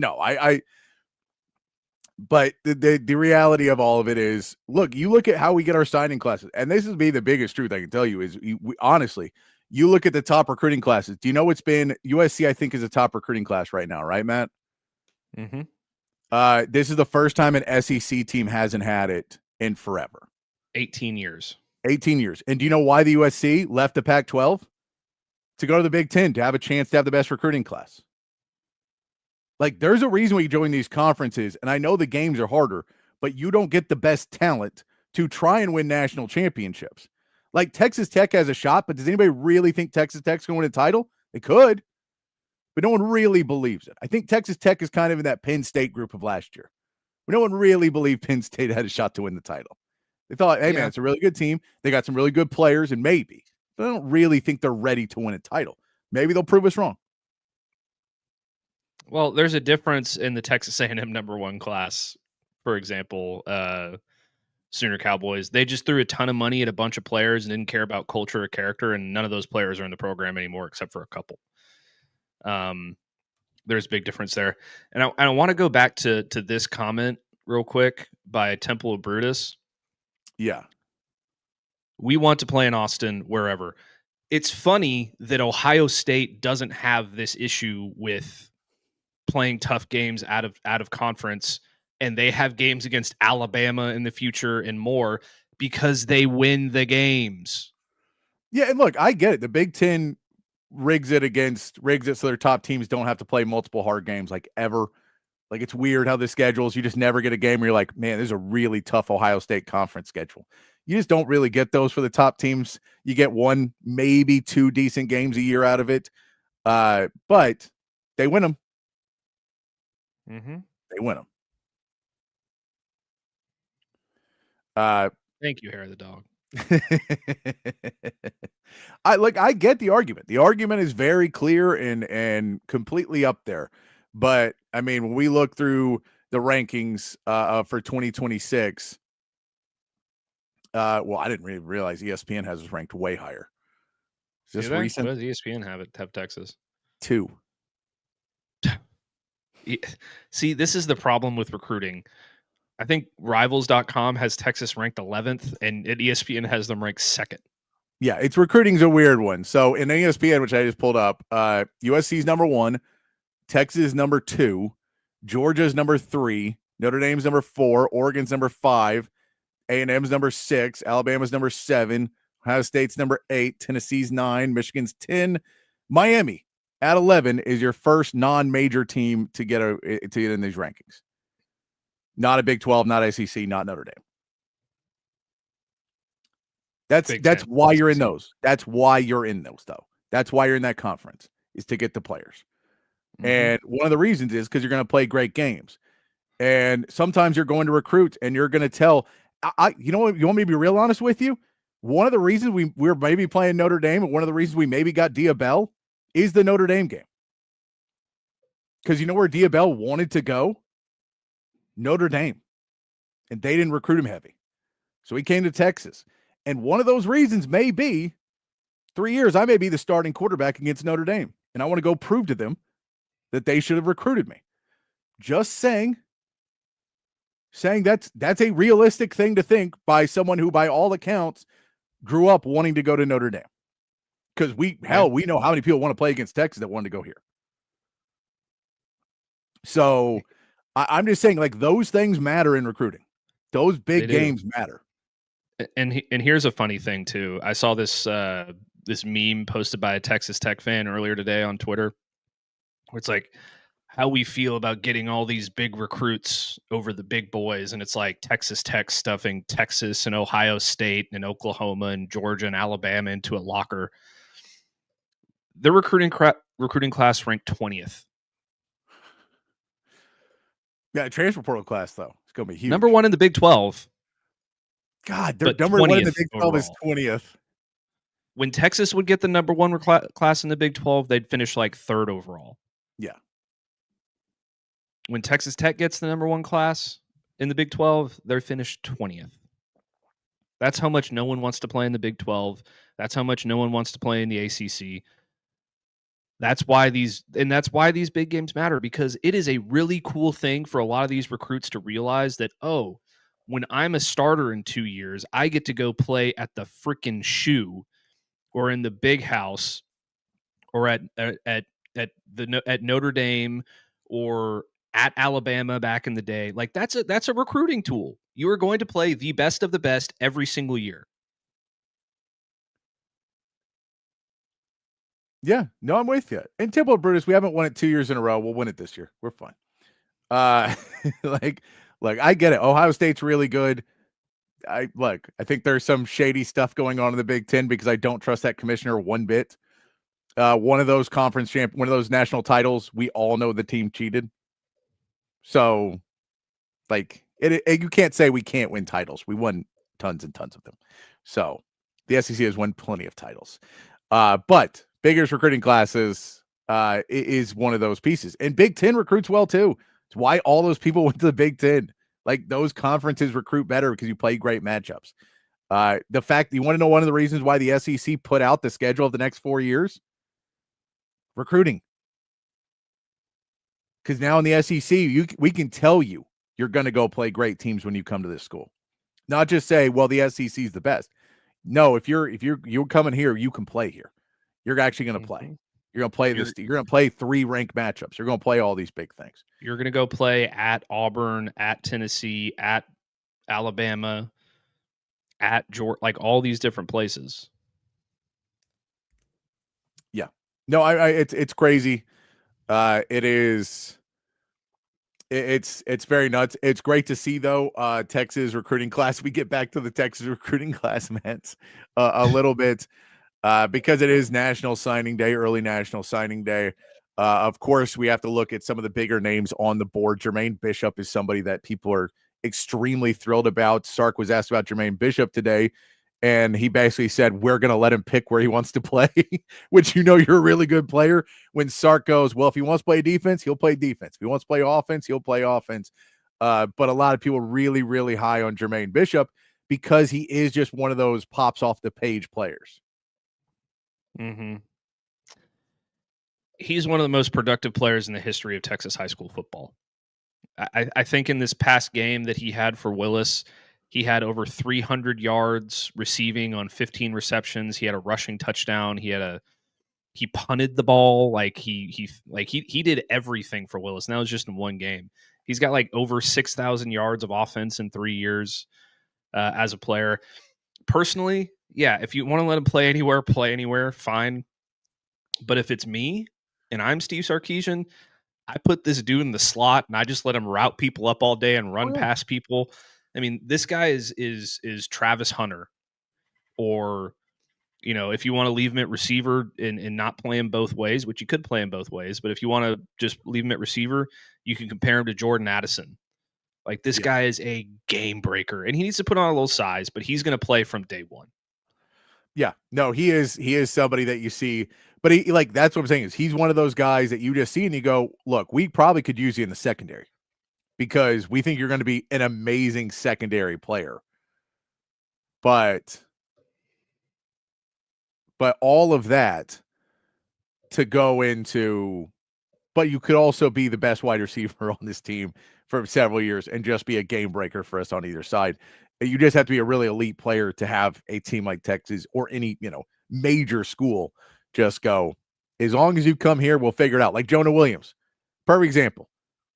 To have you to go, you can play baseball and football. We don't care. Just come here and play with us. Let us come on. So that one is going to be a really big one because, he pops off the film very much for you. Of course, we've talked a lot about Diabell coming in, that he is now the question is, how ready is he? He took off a lot of his senior year to kind of get ready, get healthy, so he can come in and start training. And now it's going to be the battle between him and KJ Lacey for next season to most likely be the backup. By the way, Sark was asked if he had talked to Arch Manning about coming back and if he's coming back. And Sark made a joke basically saying, he goes, I haven't talked to him about that yet. I probably should. But he also said he feels pretty good about it. Yes. But the joke is, there that is what we wanted, that Diabell is going to be that guy. But again, you watch Diabell at camp as well. Like, you've seen this kid play. You've seen him be a game changer quarterback. Yeah, he's unbelievable. Brooks Austin, who's probably the smartest quarterback guy that I know, has compared him to Joe Burrow back at LSU. If you want to see kind of a similar quarterback to what he might be that's playing right now, you could look at Dante Moore over at Oregon, who's been really, really good and has been in the Heisman Trophy conversation. It's just effortless with him. The ball, just shoots off his hand. His mechanics are extremely polished. He's got zip on the ball. He can run a little bit. He can really do everything as a quarterback. And truth be told, I'm not going to sit here and say that Arch Manning is not the most physically gifted quarterback in terms of throwing the football that Texas has ever had, and that he doesn't have the highest ceiling of any Texas quarterback that we've ever seen. But Diabell's right there. So this is going to be, you're going to go from an elite quarterback in Arch Manning by the time that he's done, straight into another extremely elite quarterback. There is going to be very little drop off. This is going to be like, Alabama going from Tua to Mac Jones, or Ohio State going from, one quarterback, or here's a better one. Oklahoma going from, Kyler Murray to Baker Mayfield. Like, it's just going to keep going and going and going between these two guys. So that's something to be real excited about. I don't know that he's going to be the backup in year one. KJ Lacey is, we have no idea. KJ Lacey is a really good quarterback in his own right, and he should not be written off. But by the time Arch leaves, I would expect Diabell to ascend to that position and be a really good quarterback for Texas for a while. All right, so another one. And by the way, Diabell, we also don't lose the amount of cutting to the quarterback's dad. We also don't lose that with Arch. Because I know we go to Cooper a lot. Yeah. Diabell's dad, Raja Bell, also a lot of cutaways, former NBA player. So yeah, I thought it was funny because I heard somebody today. I don't remember where it was from. They're like, former NBA star Raja Bell. I was like, star? Like, hey, he was a starter. He was a starter in the NBA. So when you're a starter for several seasons, you kind of get that after the fact. He was one of my favorite players because he was one of the guys that just talked immense amounts of shit and was like super tough and like, elite pest, as Patrick likes to say. Yes. No, yeah, he'll be. I'm sure at some point Sean Miller is going to try and bring him in to talk to the team. Oh, I hope so. But we'll see that one. Yeah, but plenty of cuts away there too. And a one that's super interesting to me, Matt. This one is probably the most interesting to me pickup that we've known we've had for a while. But Tyler Atkinson to me is really, really interesting because we're losing Anthony Hill, and you're like, okay, how good is he going to be day one? How good is he going to be, year two? And where is that line where you're really going to have to judge right now for Texas, where is Tyler Atkinson? Because if he can step in there, I remember I talked to my dad over Thanksgiving, and I go, Tyler Atkinson, this is a guy, you're going to need him to step up. And he goes, well, yeah, but I mean, freshmen don't play. And I was like, the linebacker is about to leave us, played freshman years. So just saying, it can happen. Yeah. I mean, Anthony Hill wasn't a starter as a freshman, but he played a whole hell of a lot. Tyler Atkinson could be a starter in year one. Do I expect that to happen? Probably not, but he's capable of it. This guy is Roquan Smith 2.0. I don't know if you guys remember Roquan Smith at Georgia, but he was arguably the best linebacker in the country from the minute he walked in the door at Georgia. That's what Tyler Atkinson is. He's rangy, he's fast, he can run sideline to sideline. He gets downhill really fast. He got the key to the city in Lawrenceville, Georgia. That's how much people think of this kid. He's going to be a tremendous leader. He's going to be amazing. This is probably my second favorite pickup that Texas had for the entire class because, I mean, you talk about instant impact guys. He's going to be instant impact for sure. You also look over at Richard Wesley, who is going into a really stacked edge room, but a lot of high hopes for Richard Wesley as well. Yeah, I love Richard Wesley. 5-star guy out of California. He's been compared a lot to Kayvon Thibodeau, who was at Oregon and now with the New York Giants. Speed, physicality, his pass rush is elite. He's super tough. He's another guy that, I don't necessarily think that you need him to be an instant impact guy because I think you're going to have the best edge rusher room in the country again next year. But, maybe he's a little bit in the vein of, what's the guy's name? How am I forgetting his name? Justice Terry, where maybe he doesn't start out playing a whole lot. By the end of the season, he becomes kind of a little bit of an impact guy. And then by the time he's a sophomore, he's hitting the ground running. He's going to be a really good football player for sure. Yeah, I'm with you. I know one you've talked about before too is Derek Cooper. Ooh, yeah. Running back coming in a class where you could still keep Trey Wisner. CJ Baxter didn't really look great this year. How much of that was not really getting playing time? How much of that was injury still being there? Wherever the world of CJ Baxter, once he gets a full offseason now to work on that, depending on who's coming back, we know the portal's there and that running back room is getting a little bit crowded. But I know you said before you could believe Derek Cooper could make an impact early. Yes. I will say this. I'm going to operate under the assumption, just for right now, that CJ Baxter and Trey Wisner will both be gone after this season. Because I think that Texas needs to kind of redo that running back room a little bit. And that's not because, I think Trey Wisner could go pro. CJ Baxter, I think he just probably needs a fresh start somewhere. Regardless, even if those two guys stay, Derek Cooper might be running back one from the time he steps foot on campus. He's big, he's physical, he's fast, he can get downhill. He's one of the most game-breaking players in this entire class, regardless of which team you're signing for. In the entire 2026 cycle, he's one of the most game-breaking players. He is, you talk about running backs and elite running backs and all this stuff. He is different. This is my favorite signing that Texas made in the entire class by far, outside of Diabell, because Diabell is a quarterback and I'm a quarterback guy. But Derek Cooper is going to be unbelievable, and Texas fans are going to love him, assuming he stays healthy. You also get the big signing of John Turntine, the offensive lineman. You were hoping to get a couple more guys in recruiting. Sark did say today, look out in the portal. We're coming for you, offensive linemen. Putting out the bat signal. Come on, offensive linemen. We got some money to spend on offensive linemen this season. We learned where we messed up, but Turntine is one of those guys you feel could step into the role here in a couple years and hopefully be somebody that becomes, high end is okay. You're the next Gooseby or somebody like that steps in and really solidifies that left tackle spot that we build in system. So we have some pillars on the outside that maybe we don't have to necessarily go and spend bukus of money on them, and we'll build the rest of the line, but we'll still have our tackles, we'll still have a center, we'll still get some other guys in the O-line, right? Yeah, this is an extremely versatile player. He's extremely athletic. He's very technically sound. He can play anywhere along the offensive line.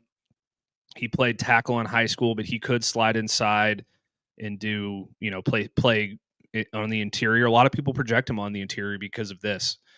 He's extremely physical and punishing, and one of those guys that can just move people. He doesn't necessarily have the biggest frame right now.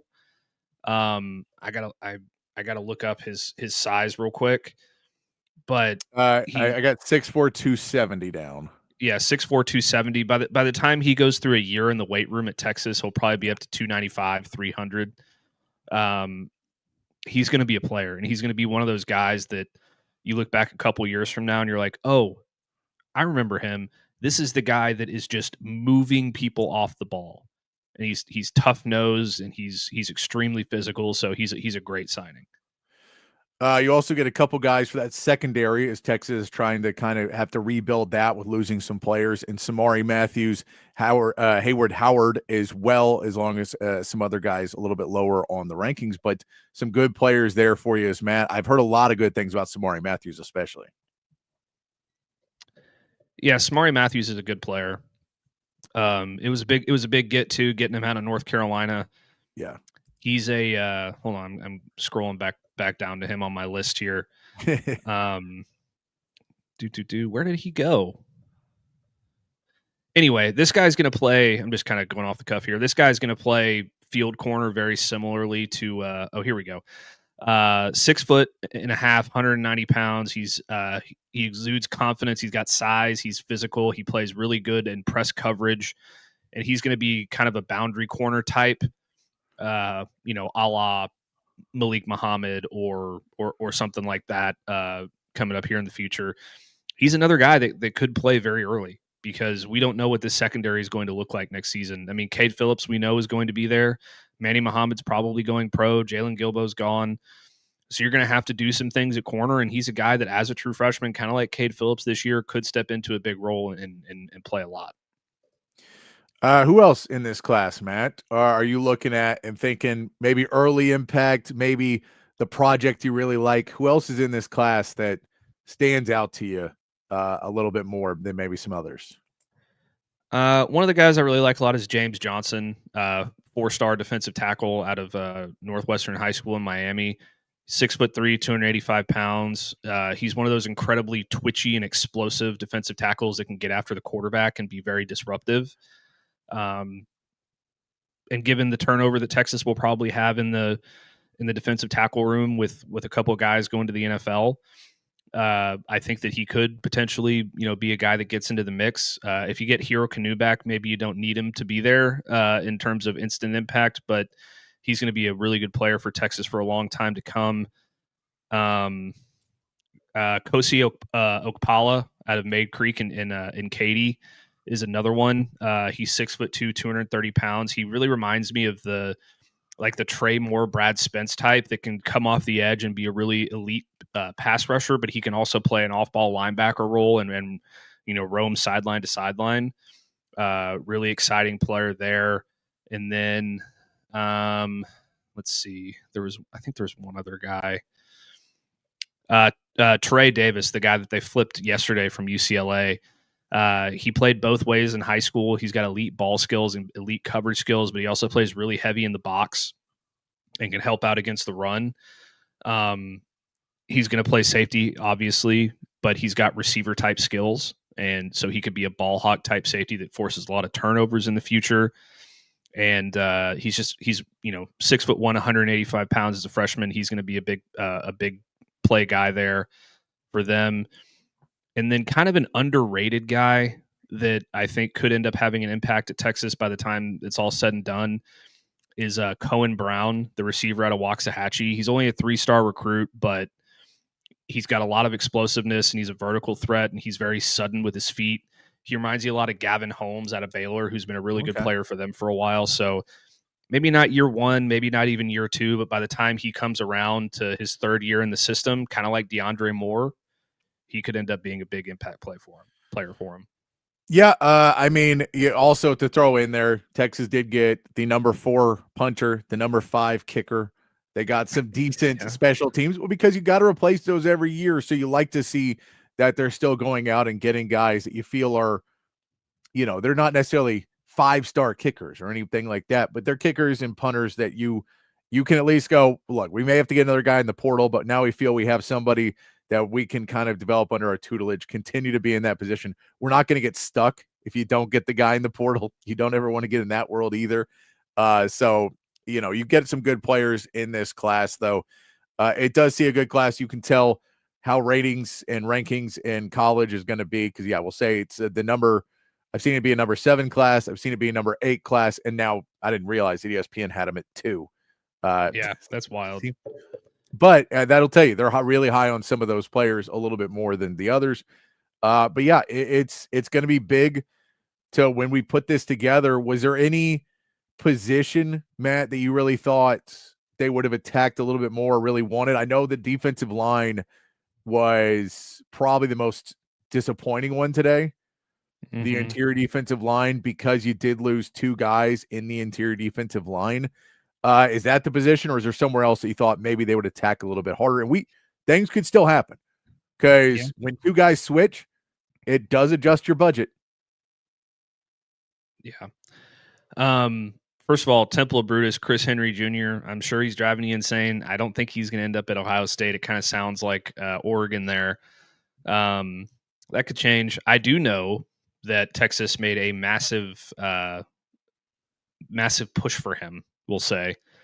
And he's one of the top receivers in the country. I don't think he's going to end up at Texas, but that would be interesting to see where he finally ends up signing.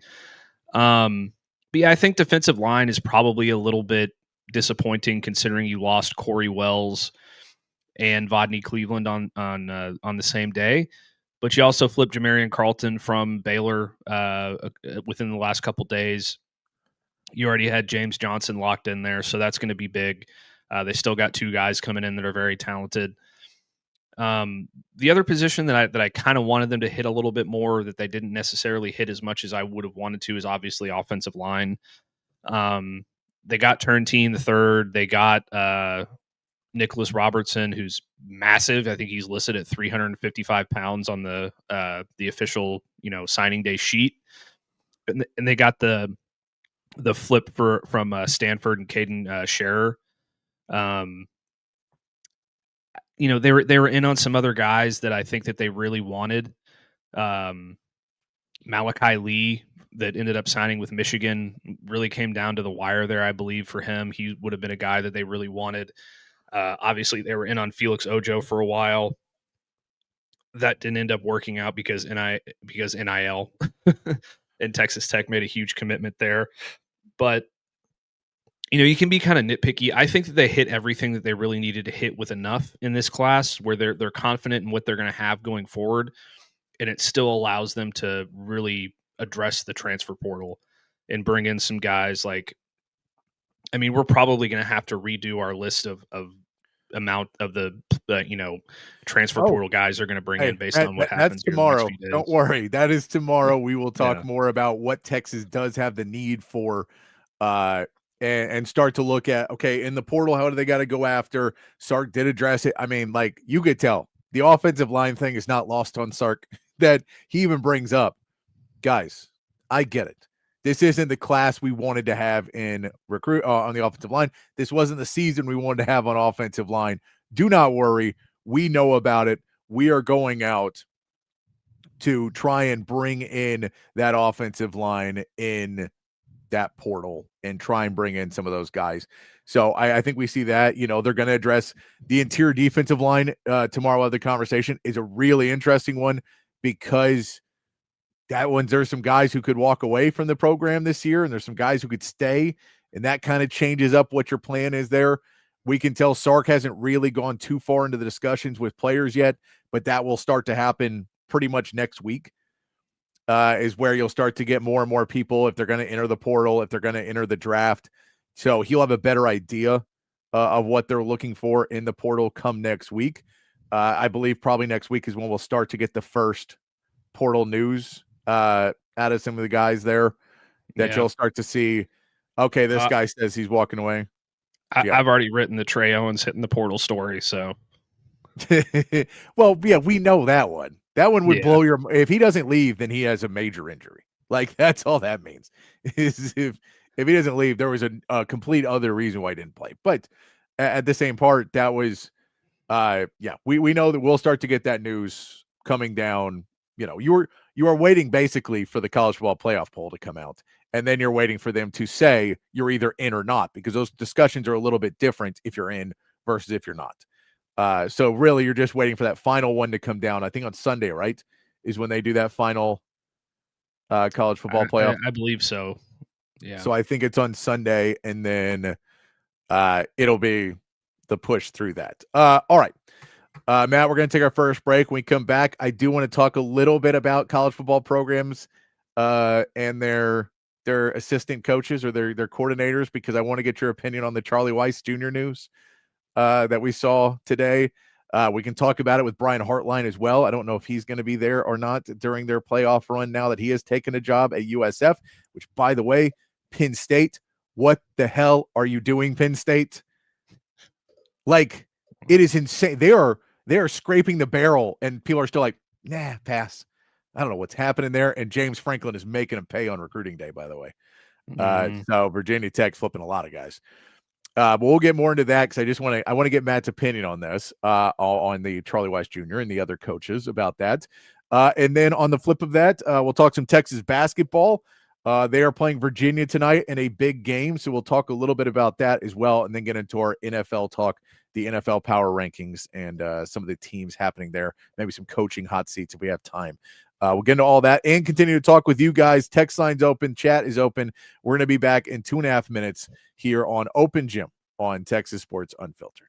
At Sleep Cycle Center, we can treat your sleep apnea in various ways. My story starts 15 years ago with the loss of my father to undiagnosed untreated sleep apnea. And this is a very preventable disease, and treatment options are various. Millions of people across America have sleep apnea, and they fail to realize the early warning signs. Fatigue, daytime sleepiness, and snoring are the most common signs. We'll find the best solution using advanced technology, oral and epigenetic appliances, or CPAP. We offer weight loss, oral surgery, and laser treatments. Schedule your appointment today and get your sleep evaluation.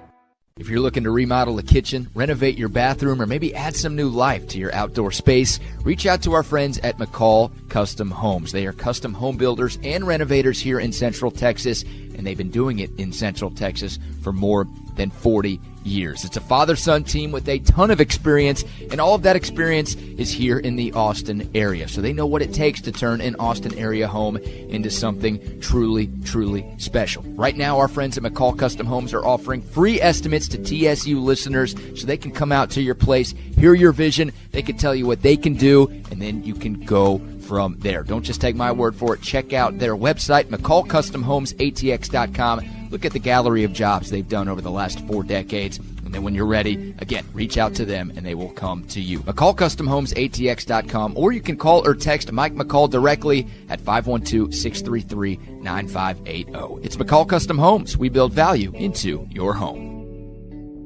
Hi, this is Tom McKay, owner of Audiovisual Consultations, and all of us at Audiovisual would like to wish you and your family a happy holiday season. This time of year can get a little hectic, so we want to remind you to relax, enjoy the season with your family and friends, and give us a call at 512-255-8678 for all of your home entertainment needs. This is my favorite time of the year. I love the holidays, the music, the decorations, the presents, the whole darn thing. So this year I'm asking all you listeners to help make this a special holiday for everyone. Smiles are contagious and free, so let's give them away like the government gives away your money. Let's high-five strangers on the street. Hold the door for people behind us. Tip your servers more than they've ever been tipped before. Give to a charity, or hell, give to a bunch of charities. If someone does a good job, tell them they did a good job. Pat someone on the butt. Sing in public places just because it feels good. And as always, hug your kids until they beg you to stop. Watch some games with your friends and make love to your wife or your husband. I know there's some women listening too. You can still give us a call at 512-255-8678 if you'd like to get some cool electronics. But more importantly, have a great holiday season and a fucking awesome next year.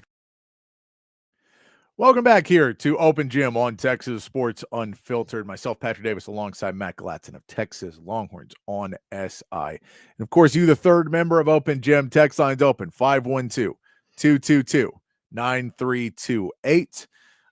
Chan, we're going to get to the Jordan Pope conversation and the Texas conversation in just a minute, as we'll talk some Texas versus Virginia in the SEC ACC Championship.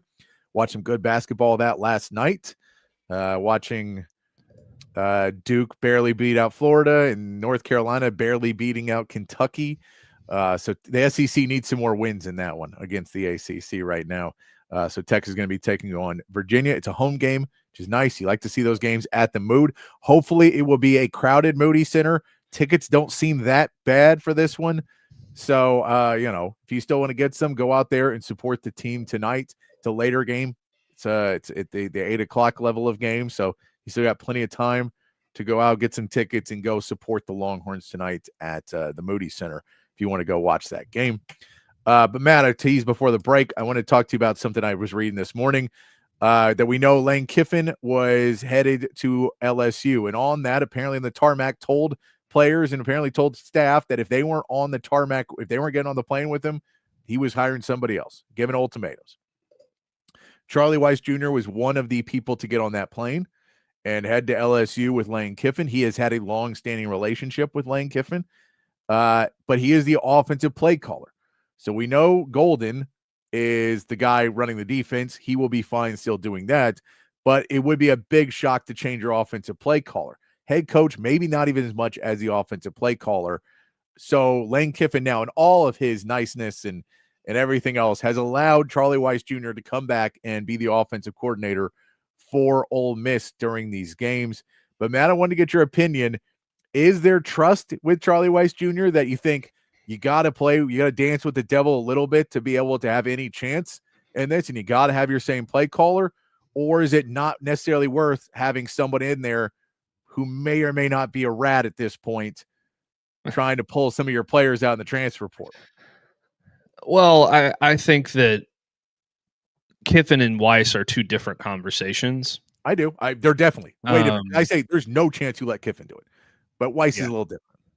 Weiss is different. I think it's pretty simple. I think you just bug his office and give him his phone that you can monitor and say, hey, we're going to let you come in and do this, but you got to stay away from the players when you don't need to be around them. And Ole Miss has to do everything they can do to give themselves their best chance to win in the playoff. Yeah. The players deserve it, and the players didn't even want Lane Kiffin to coach in the playoff. I know that he came out and said that as much as the players wanted me to stay, Ole Miss isn't going to allow it. There have been multiple Ole Miss players who have come out on Twitter and be like, that's not true. Like, every player in the locker room wanted you gone. We can vouch for that. So I think it's a very different conversation. I'm fine with it. Lane Kiffin didn't call plays. Charlie Weiss Jr. called plays. Yes. Are you going to miss Lane Kiffin's head coaching ability to a certain extent? Yeah. But maybe you also make some better decisions because he was known as a little bit of a risk taker. So who knows? The players really love Golding. I think they're excited for him to be their head coach, and they're excited to see what they can do in the playoff because I think that they're going to get a pretty good draw when it's all said and done. Yeah, I saw the thing with what's the guy? Marty is the announcer. I can't remember his name. Marty Smith. Yeah, and he was saying he was standing outside like the Ole Miss locker room and they were hearing stuff, and then one of the players walks out and yells, "This is Pete Golding's team now," or something to that effect. And they're like, "Oh, wait a minute." So like, Lane's definitely gone. And is this an interim hiring? Is this one they're just trying to figure it out from that point? But if the players are walking out screaming that and being happy about it, it does feel a little bit different than. But yeah, I'm just curious because it seems interesting. Ohio State is now dealing with that. Now we know Ryan Day could call the plays still. He'd go back to that if they want to say. And there's a big difference of the threat of would you like to come to LSU or would you like to leave Ohio State for USF? There's a big different threat level in that one. If he was, I think if Brian Hartline had taken the Penn State job, he'd probably be out the door. And they would let Ryan Day's just going to call the plays. We'll be fine with that. But it does feel like if you want to have the shot to go. By the way, College Football Playoff Committee not lowering Ole Miss. Round of applause for that. even though I know people are like, no, they should drop to like 36, you know. But I do think that, you know, if you're Ole Miss, you do have to dance with the devil a little bit on that one. Like, there is no other way that you're going to be able to, in 2 weeks, completely get ready for it and trust that you've got something going. And you'd rather Charlie Weiss Jr. call the plays and do really well and everything else, and then at the end of the day, Penn State calls him and says, we're going to hire him, and him not go to LSU. I think that's possible too, if the way Penn State's going at this point. Yeah. Good. Well, at the end of the day, you absolutely have to dance with the devil.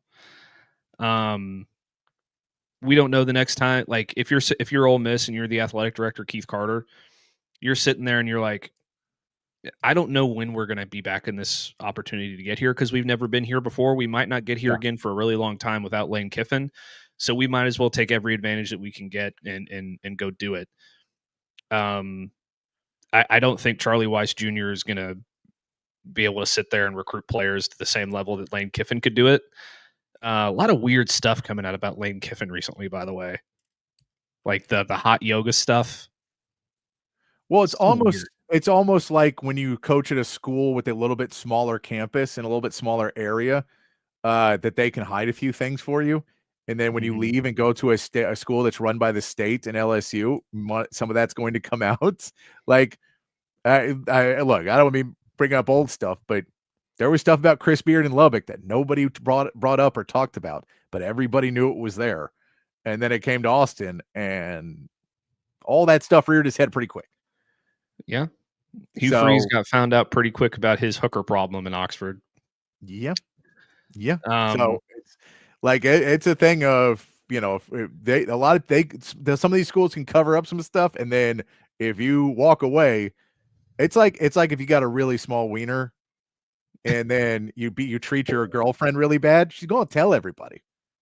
She's going to tell everybody.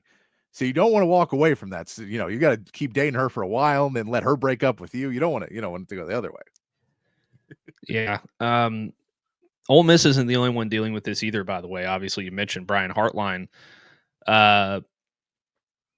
Colin Klein for Texas A&M is rumored to be next in line to take that Kansas State job now that Chris Kleiman has retired. Terrible news for Longhorns. Terrible news. It really is, honestly, if you're the Longhorns, because that dude can't call offense against you.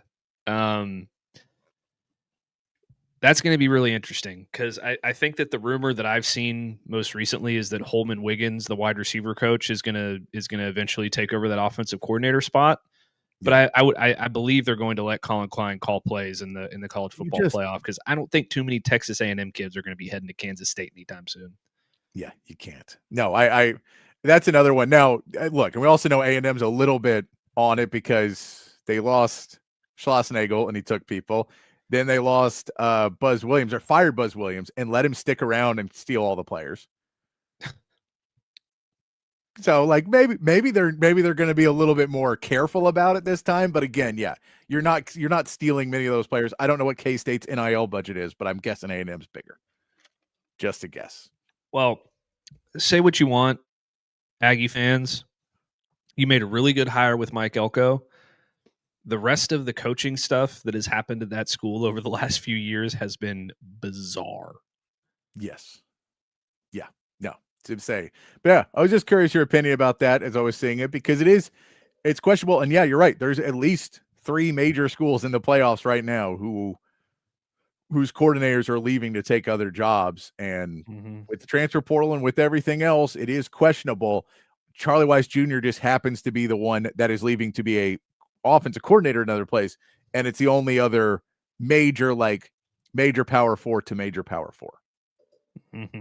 That's the reason why it's a little bit more interesting, but it is. Yeah. Buzz was Buzz fired, or I don't remember. I know that the Buzz Williams thing was like, no, he was back and forth, and then he took the job, right? So the way that it went down was that Maryland offered him the job, and he knew he was going to take it. He just hadn't signed the paperwork yet. Like, he had gotten the offer. He knew he was going to take it. And then they let him go talk to the players before he took the job. And then he had a recruit come to his house before he took the job, knowing that he was going to take the job, and ostensibly recruited him to Maryland while he was on a visit to Texas A&M. Yeah. And then he left. 2 hours later. It happens. So we'll have to see as that continues on. But yeah, I also love Lane Kiffin going, I'm going to allow this. You're like, Lane, just stop trying to be in the news for 8 minutes. Stop. Just let it go and just stay behind the scenes and let it cool down for a minute. You're not going to win. You cannot win this. You're going to look bad no matter what. So just let it go. All right. Let's hit a little Texas basketball before we move on to our power rankings, Matt. Chan, you did not miss our analysis on Texas men's basketball tonight. This is an interesting game tonight because it's a little bit more like that NC State game that you saw at the end of Maui. Now, those rims at Maui are really, really good. So you could shoot a higher percentage there. You could score some more points. So I don't expect a 100-point outing from Texas in this game tonight. However, Virginia wants to run. Texas wants to run. This game tonight is two teams that play very similar style offenses. Virginia is going to try and shoot the three a little bit more than Texas is. They have more guys that can do it. They spread the floor a little bit better than Texas does. Now, with Cam Heide in the starting lineup, Texas spreads the floor better than they are if Nick Cody's in the starting lineup. I don't know how Nick Cody's health is. He played in one game in Maui and then sat out the other two. So we don't know where he's going to be at in this rotation. Depending who's on the court, Texas can't spread the floor the way they want to. But they will spread the floor with all five of their players at times. And we know the big name that you want to know is, I believe, Tess DeRitter. I believe it's Tess or Ties DeRitter. It's spelled Thijs. He is Dutch, I believe. He's one of the guys that now, the new college rules, has played professional basketball overseas, and then is coming to. So he's a first-year college player, but not a first-year really organized, good basketball player. So he does have a little bit more of a push on this one. He is a really good player, 6'8", can spread the floor. He's a 44% three-point shooter. That's a little overblown. A lot of stuff I've read and seen is like 44%, which is good. He's 8 for 18, though. So it's not like he's hitting 3 a game. So when you see it 44%, you're like, this dude is a assassin. But he is, if you leave him out there, he's going to shoot it, and he takes good threes. The problem is you have to respect his three, which means he can get to the bucket. So your comp on him is he's going to be a little bit like Dalen Swain, which is why you say that Dalen Swain matchup is really, really big tonight, because Dalen Swain's a much better defensive player than DeRitter is. So if Swain can kind of go up against him, not get in foul trouble, which we know has been early in this season, been a problem for Texas, been a problem for a lot of teams, then they stand a pretty good chance to be able to temper the storm for this Virginia team. They do have a big 7-footer in the middle as well. That is another foreign guy in Grunlow. That is pretty good. 7.7 rebounds per game. I think 3.3 blocks per game as well. So that dude is a menace underneath the basket. The comps I've read for him is Walker Kessler, which is going to be a problem if you get down to get under the basket, where Texas scored a lot of points.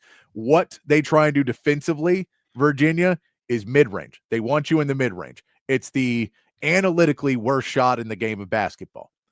To any basketball head, it's a mandatory thing you need to be good at. But to analytics and the way they teach kids now, you shoot threes, you shoot layups. They try and run you off the line and then leave the big man underneath to block you out, so you have to go in that mid-range. That being said, you know who needs to have a good game tonight for Texas to win? The same guy who had to have a good game for Texas to beat NC State. This is another Jordan Pope game.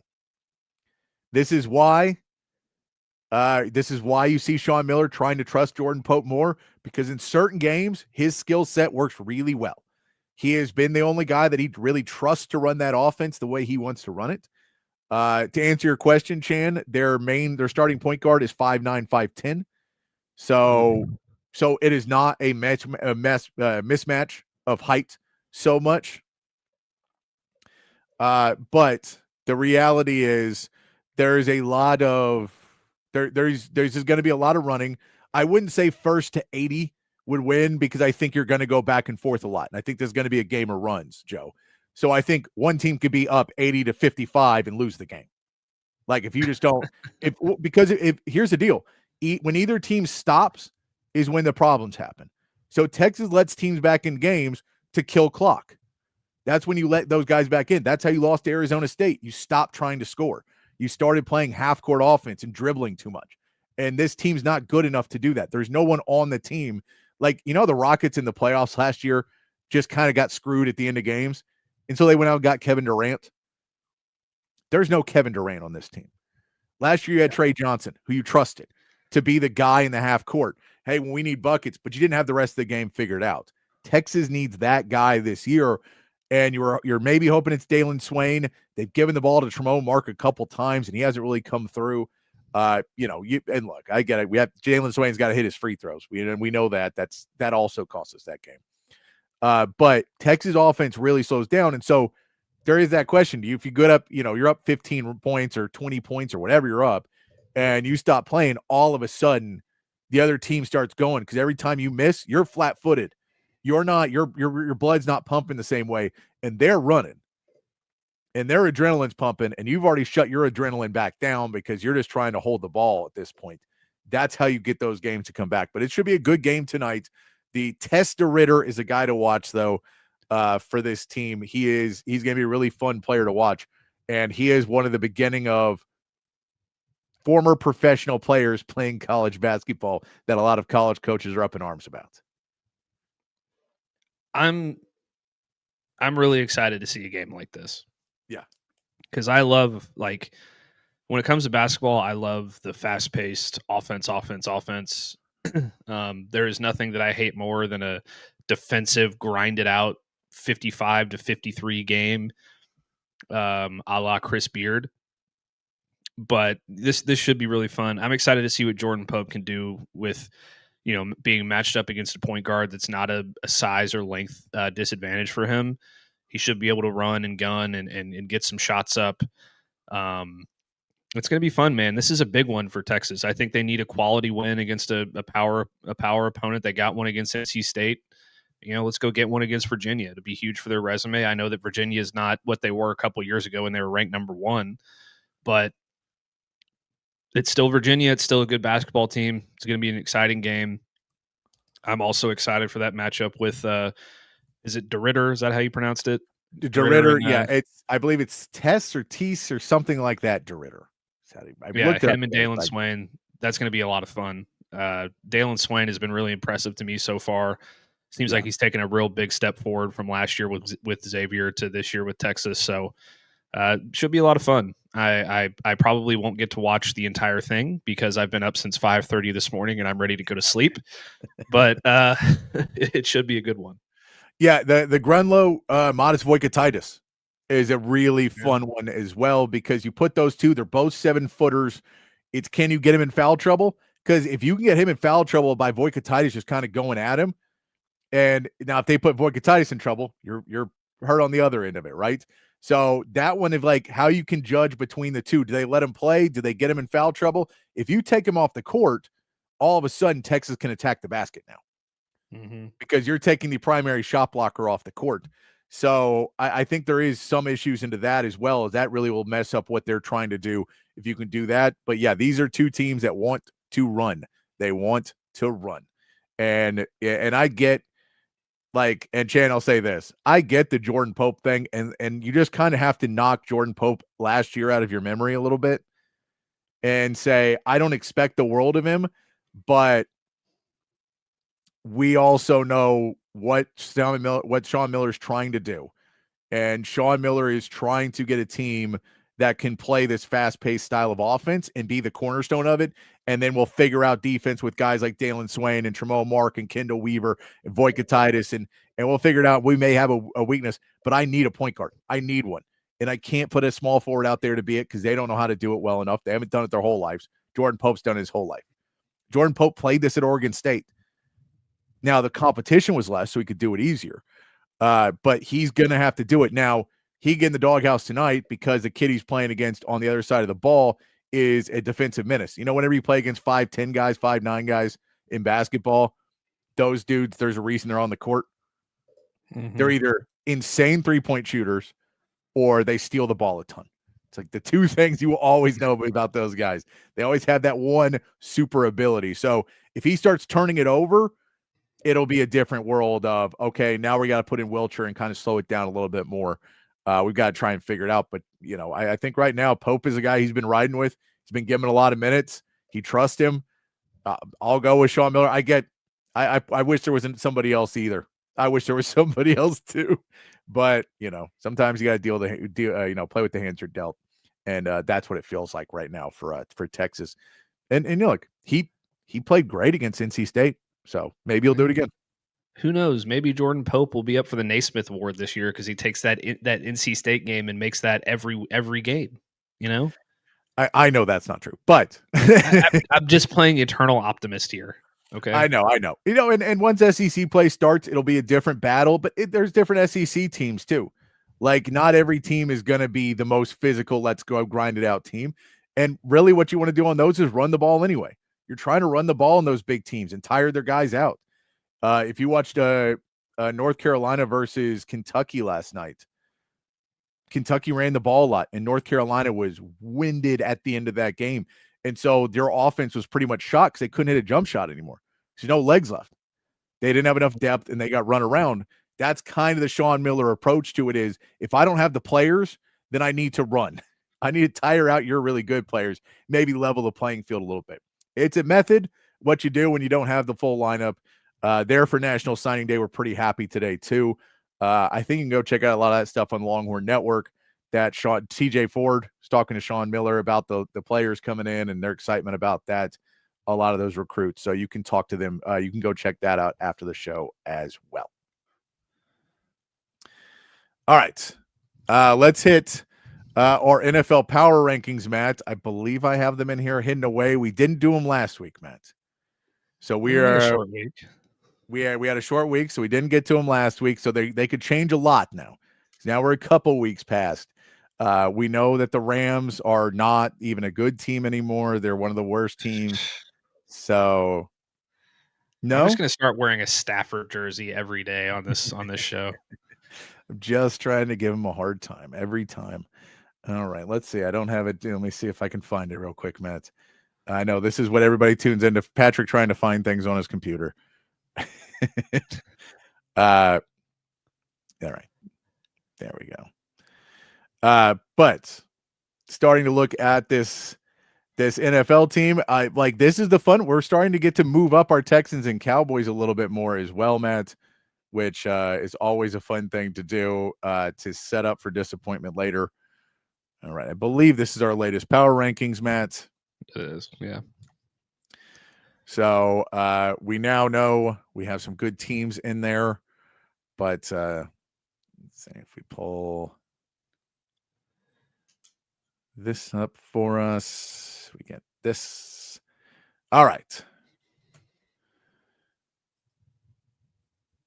So, Matt, the Rams are still number one. I mean, they could be, I don't know, maybe tier 3. The Rams are still number one. They lost one game. I mean, a terrible loss to the Panthers, though, who were going to be a division winner. They had won 6 straight before that. Could be other tier 1 teams like the Seahawks and the Buccaneers. They beat the Ravens. They beat the Jaguars. They beat the 49ers, and they beat most of those teams by double digits. They're still the best team in football. So, yes, we look, we have the Rams at 1, the Bills at 2. The Bills last weekend, I believe they beat the Steelers 26-7 to improve to 8-4 in the last weekend. The Detroit Lions have been struggling. They're going to keep sliding down that board a little bit after a 31-24 loss to the Packers. They are now playing the Cowboys tomorrow night. But the Lions have had a little bit of a rough patch recently. They did beat the Giants the week before, but it lost to the Eagles. They beat the Commanders, but lost to the Vikings. They beat the Bucks, but they lost to the Chiefs. So they have not won back-to-back games in quite a while. I don't know if they're going to stay our number 3 team after that. The Philadelphia Eagles have also been sliding with a 24-15 loss to the Bears. The Tampa Bay Bucks did get a 2017 win over the Cardinals, and the Seattle Seahawks got a 26-0 win shutout. One of the first shutout in 10 years against the Vikings. Good old Vikings. J.J. McCarthy keeping a job because he's the worst. He's the best bad quarterback keeping the job there. The Patriots, on the other hand, keep on winning. They are 11-2 with a 33-15 win over the Giants. So they're probably going to move up into our tier 1 this week. The Colts take a devastating loss to the Houston Texans, 20-16. Your Denver Broncos win again, 10-2 now, 27-26 win in overtime against the Commanders. Green Bay Packers had that win over the Lions, as we discussed earlier. The 49ers beat the Browns 26-8, and the Chargers just staying kind of in it, just around. Maybe they'll be good, maybe they won't. 31-14 win over the Raiders. That is your tier 1 and 2, first 12 teams there, Matt. What do you think? What do you have looking at the tier 1 right now, Matt? This is my favorite comment of the day so far. Okay, so I've still got the Rams number 1 and the Bills number 2. Okay. I think you slide the Seahawks up to number 3. All right. Because that defense looks unbelievable. And then I think it's time to have a conversation about the Patriots and the Broncos both being tier 1. Like, I know the Broncos haven't been playing pretty football, but they just keep winning, man. And if you keep winning, you deserve credit for it. So I'm with you. So I have the Patriots at 4.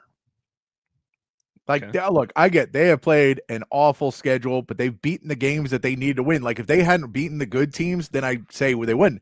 They've had a lot of easy ones, but they've won the ones that matter. They keep winning. They keep playing good football. So I don't mind moving them up after 2 more weeks of them winning, them playing really good football. I have no problem moving them up to 4 because, they're one of those teams that kind of got penalized for past transgressions, and now they are moved up to number 4 in my list. And then it starts to go into the Broncos get in that conversation for sure. I don't think they're number 5, though. I think they're number 6. Okay, so who do you put at number 5? The Bears. The Bears moving all the way up from tier 3.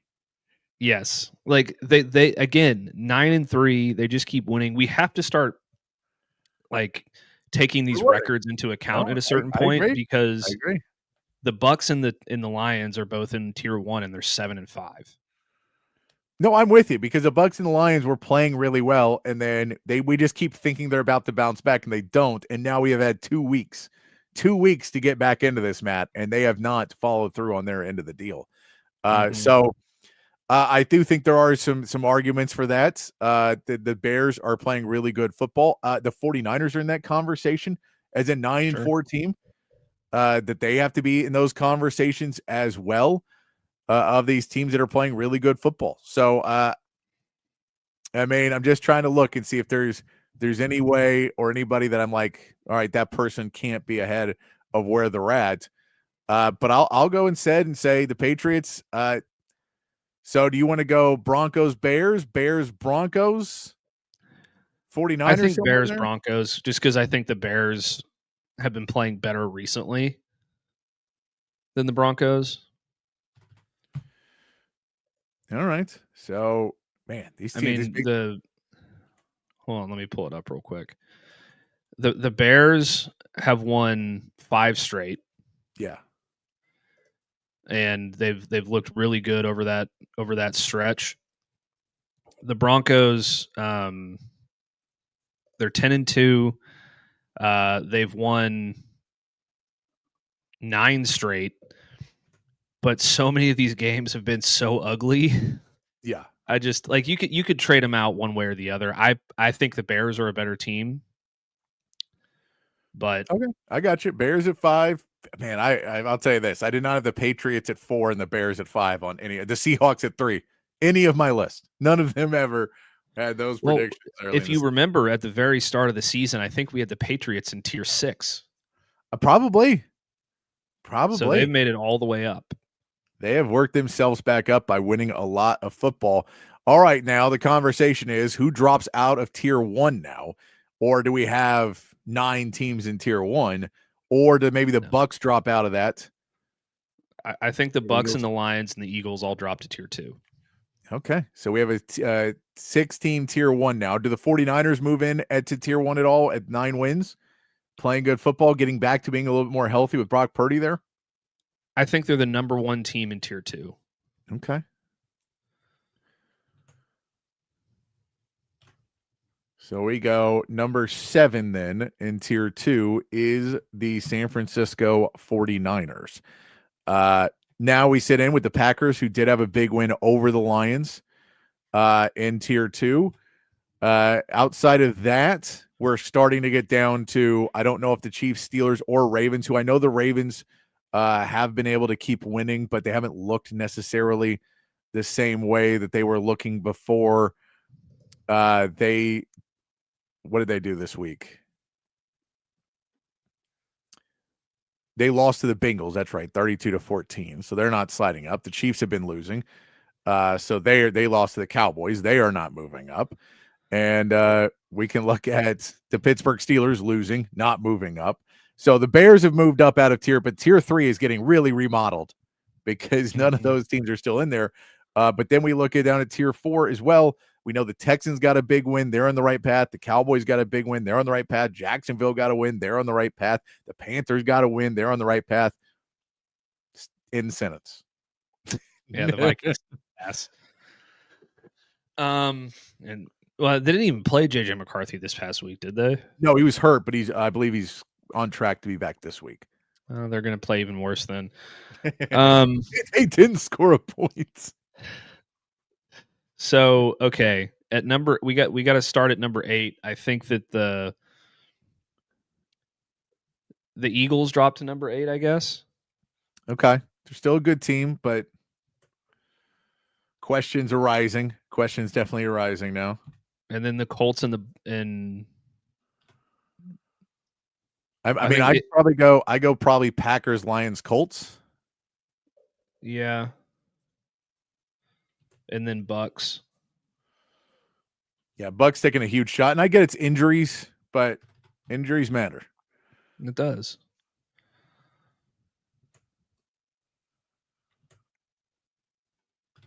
And then that closes out Tier 2. So then you move to Tier 3, and I think that Tier 3 is... Did we put the Chargers in there? Did you figure out the Chargers somewhere? Are they moving down? I think they moved down.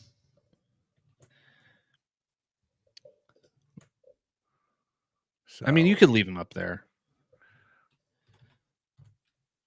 So that puts us with the Tier 2 is... Yeah, they've won 4 of their last 5. Yeah, they're still playing okay. They just don't look good. They just don't really look good. But Tier 2 is the 49ers at 7, then the Eagles, Packers, Lions, Colts, Bucks, and Chargers. Yeah. And then Tier 3, I think... I mean, I feel like you got to move some of these teams out of there. Well, so here's my general pitch on this one. We basically take Tier 4 and we move it above of Tier 3, other than the Vikings. Vikings stay right over there. But the Texans, Cowboys, Jags, and Panthers all jump the Chiefs, Steelers, and Ravens. Mm-hmm. And then you move the Chiefs, Steelers, and Ravens to Tier 4? Yes. Okay. I think we just kind of do an even switch of these teams are playing better right now. These teams are all winning. All 4 of those teams that we just said are all in play to win their division. The Chiefs ain't winning that division. The Steelers and Ravens could win, but probably not with a plus record. Yeah. So I'll say that the Texans, Cowboys, and Jags all are right now aiming to be above 500 teams, and that is kind of now our cutoff between Tier 3 and Tier 4 is above 500. Okay, I like that. So that will put the Texans at 14, the Cowboys at 15, the Jags at 16, and the Panthers at 17. and knocking the Chiefs down to 18. I'm actually going to move the Ravens ahead of the Steelers because they are still, playing a little bit better. The Steelers just look like they're completely falling apart right now. Here's an idea. Okay. Instead of the Vikings at 21. We don't have to. I'm only to 20 right now, so we're good to go. Yeah. Instead of the Vikings at 21, I think you flip-flop the Dolphins and the Vikings. You put the Dolphins in tier 4. Man, the Dolphins. Look, 5-7. Don't call it a comeback. I'm with you. Been here for years. So yeah, that would put the Dolphins at 21. Big move up from a team that was early on. They're coming back into it. The Vikings would be at 22, then the Falcons at 23, which Falcons lose to the Jets. They're not doing well. Commanders lose to the Broncos in overtime, and the Cardinals lose to the Bucks, which, by the way, there was a great video of Marvin Harrison Jr. answering questions, and one of the reporters go, "Now that you're mathematically eliminated," and his eyes pop up and he goes, we're eliminated? Like, what did you think? You're 3-9, dude. What do you think you were going to be eliminated? You're 3-9 in a great conference. Of course you're eliminated. But yeah, so the question is now, the Giants have not been able to win. The Raiders have not been able to win. The Bengals now have Joe Burrow back, get a big win. So the Bengals have a chance to move up. Hear me out. Okay. Bengals to 23 because they got their star, Joe Burrow, back. They looked pretty good.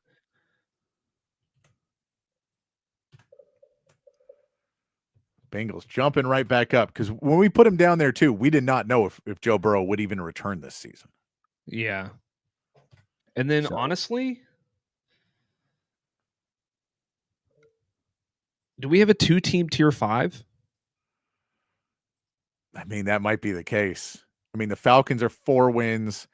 The Commanders are 3 wins. Like, these teams are just awful. They're all dropping, man. They're dropping to tier 6. Tier 6 is getting crowded, man. Yeah. I mean, tier 6 should basically be you're mathematically eliminated. Kind of, but I think there's some room for teams that are still playing and some upset specialists and all of that stuff. I think is still reasonable to have a tier above. But yeah, because the Vikings and Bengals are both pretty much eliminated. We know they're probably not going to win anything. However, the Bengals at least have a chance. Yeah, and I think the Vikings could still wreck somebody's day with their defense. So I'm with you there. But the Falcons, Commanders, and Cardinals have all entered into the role no one wants to be in the Falcons in tier 6, joining the Giants, Raiders, Browns, Saints, and Titans in just terribleness that no one wants to be a part of. But that's good. New rankings. Texans and Cowboys move up to tier 3. They're 14 and 15 now. They're behind some teams. And I saw this argument by some Texans fans that they're looking at the power rankings like, well, we've beaten some of these teams ahead of us. So why are we not ahead of them? And you go, because they have just won more games. They are much more a lock to be in the playoffs than you are at this point. So your season is now every game is really, really important. And theirs, maybe they could still drop 1 or 2. So we'll put them up of power rankings. They're going to be a little bit ahead of you because of what they've done this season. But whoops. I was like, how do I have 33 teams? But I accidentally messed up a number somewhere. Yeah. All right. Okay. Yeah. We now have a 9-team tier 6. A 9-team. Hey, and Vikings and Bengals. Bengals, you're not safe, and Vikings, you're real close. One of Matt's favorite things. You're real close to that tier 6. Yeah, as soon as you put JJ McCarthy back in there, you're moving now to tier 6 immediately. But you're going to leave tier 6. And hey, Falcons, figure something out. Doing our boy Bijan wrong, man. He's having a good year, isn't he?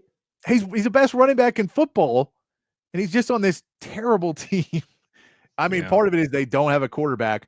Do you know how much money and like everything they did to try and they got Michael Penix. They paid all this money to Kirk Cousins, who they didn't trade, and they're still just have nothing going whatsoever out of that quarterback position. Yeah, they need to draft one. Oh wait, didn't they trade their first round pick? I also, how did you not try and steal Lamar Jackson when you had the chance? That was the team to do it, right? Am I wrong that was the team to do it? Yep. Like it when they were like, we're gonna franchise tag you or whatever it was, and we're listening to trade offers, and someone come in there. I don't know how Atlanta didn't walk in that room and just go, well, we were gonna give Deshaun Watson a $300 million or whatever. Why wouldn't I give it to Lamar Jackson? I know he's hurt sometimes. So are most players in the NFL at this point. So are most players in professional sports at this point. So why don't we go ahead and give up the picks and go get ourselves a legitimate MVP winning franchise quarterback, and then we can build around that. I don't know why they didn't do it. Because they're a terribly run franchise, and I feel really bad for Bijan Robinson. Even he says Bijan. I know he does. He corrected everybody, but he says it different. But can you imagine Bijan and Lamar Jackson together? Hey, if you're the Dallas Cowboys, trade a first-round pick for maybe 2 first-round picks for Bijan. Yeah, if you could trade that for, I mean, you got an extra one, right? Let's trade that extra one. Go ahead and get it. Just trade the extra one. Get in there and, give him whatever you want. I don't care. Bijan with George Pickens and CeeDee Lamb and Dak Prescott and a resurgence from Jake Ferguson. Just amazing. Just amazing what we see out of that. But yeah, we've Bijan home. Did you see the clip? I didn't pull it, but there's a clip of some podcast. I can't even remember the podcast now, but they were talking about the most Pittsburgh thing to do is for Mike Tomlin to come out and say, you can't eat soup with a fork. So we just got to go out and get it done, and then sign a 2018 Pro Bowler. And then the day after they put that clip out, they signed Adam Thielen. Who was a 2018 Pro Bowler, and you're like, yeah, no, that is a very Mike Tomlin thing. Ben Roethlisberger pitched that Mike Tomlin should go coach for Penn State. I'm sure that they would become the most insane team in the Big Ten. That would be. I'm like, I kind of just want to see it. I just kind of want to see it, but something tells me that is not going to happen. But who knows? Penn State right now is that. What are they doing? I mean, like, you're just seeing, like, again, Brian Hartline, we're all like, okay, so Brian Hartline's a guy that may go to Penn State. He ends up at USF. Clearly, Penn State's a better job. But were they like, no, is there still someone on their radar that they're just not saying? Like, are they calling Urban Meyer every day? Is there somebody that we don't know about, like an NFL coach or something like that they really think they're going to get and be fine with? Because also, you just missed National Recruiting Day, or National Signing Day. So you missed that one, which is huge because James Franklin just ripped you on that one. And then you're like, the portal's right around the corner. The NFL's still playing, man. Like, who are you going to go get? Please take Charlie Weiss Jr. It would be hilarious if they took Charlie Weiss. I think, maybe they're calling Chip Kelly. Go get Chip Kelly to come back to college. I'll tell you the funniest one, best one, Matt Patricia. Maybe they're just going to make Jim Knowles the head coach. That Jim Knowles wasn't good enough, and so they're just going to promote him. I mean, what are they doing? Who did they promote? Didn't they promote somebody? Did they know? I haven't seen what they've done yet. I want to say they promoted one of their assistants to be the full-time. Yeah, hold on, let me see. The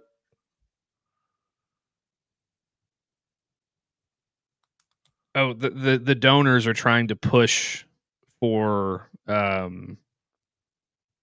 where is he? Oh my God, I hate Newsweek. They're trying to push for Jeff Brom turned down the job to stay at Louisville. That kind of tells you where they are right now. right? For the record, Newsweek is terrible. They didn't even say who they're pushing for. Here we go. Terry Smith. Oh, that's interim coach. But they're pushing to promote him to full time. But he wasn't good, right? They still weren't good, right? Are they just being like, oh, we almost beat Indiana, so we'll keep him? Yeah, the from On3 Sports, the report is top-level Penn State donors are pushing for athletic director Pat Kraft to promote interim head coach Terry Smith. You know what I bet it is? This is and there's no shot to Rodney Terry. This feels like a little bit of a Rodney Terry right now, where they're like, we're going to hire a guy, but we just don't want to pay anybody a huge contract at this point. So let's just hire him, and then like in 2 years, we'll get our guy.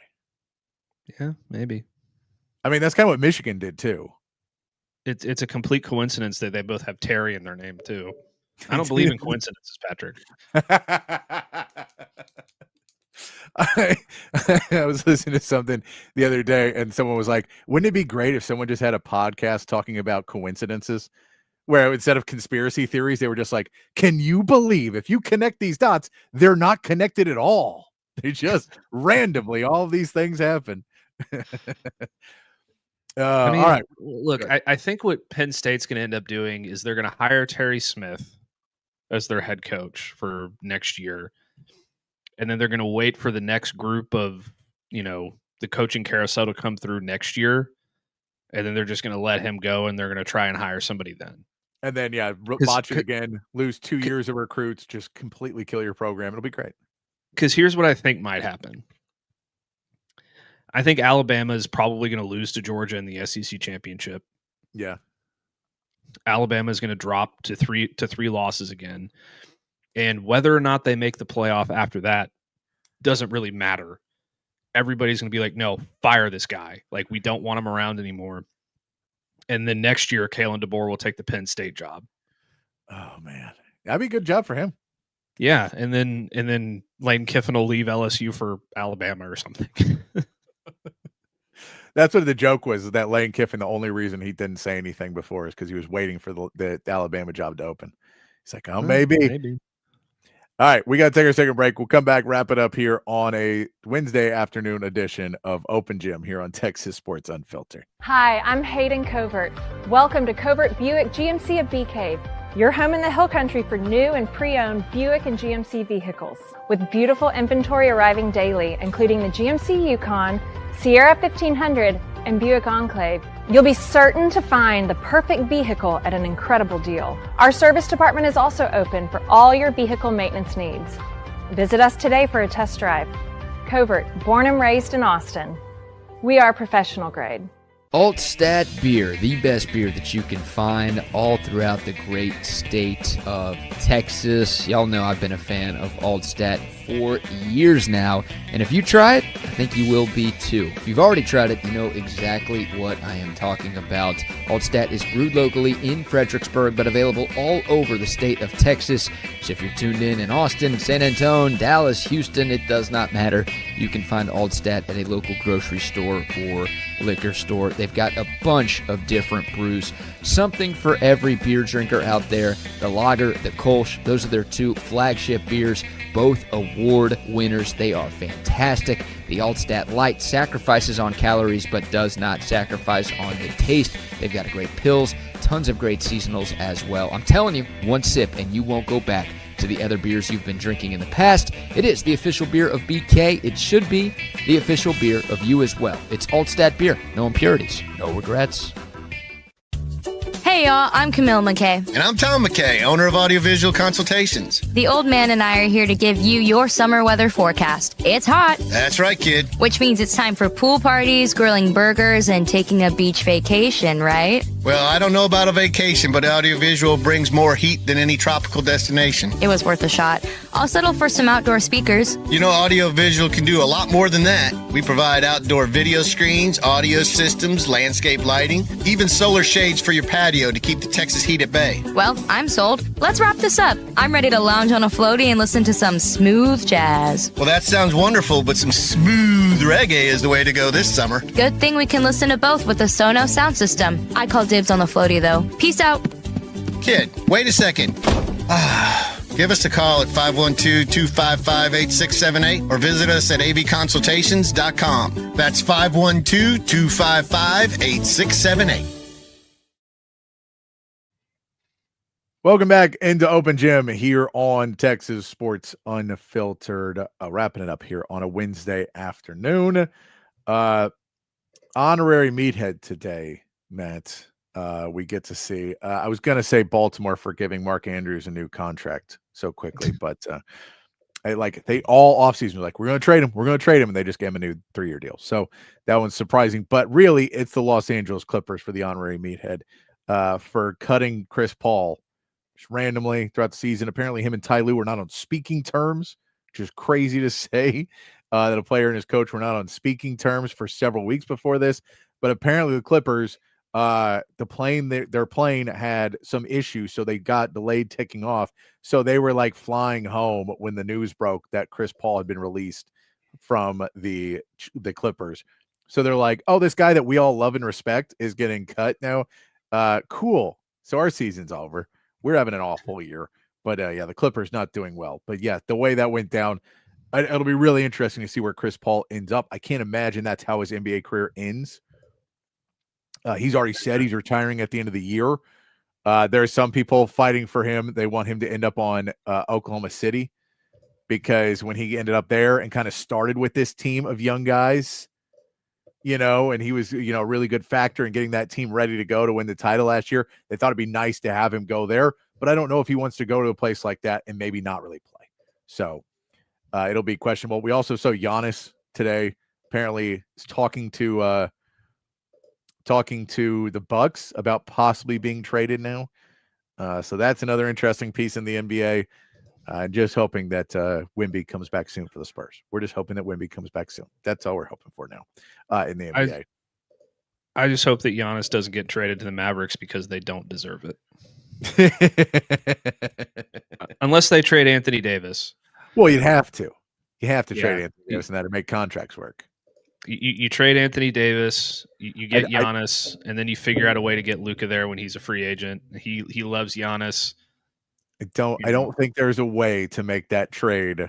I don't think Milwaukee wants Anthony Davis. I don't either, but I'm just spitballing here, The big name right now to watch is New York. Do the Knicks have some players? It could work out in that way that they can make a trade and send some young guys and some picks over to Milwaukee. That would be the team to watch because it would have to be a place too where Giannis wants to go. And so there's only a few places that really fit that mold. But just a little note there. Here is our meathead of the day, though. This is just a fun clip. This is a fun, happy clip for you from the Bengals. And Jamar Chase messing with a poor equipment guy. Hell yeah. I only bring a coat out for one dude. He's bringing that out for Burrow. I said, man, go get me a coat. We know you only like Burrow. It's all right. It's okay. We understand. We understand his royalty, bro. He bring Burrow a coat every time, but not everybody else.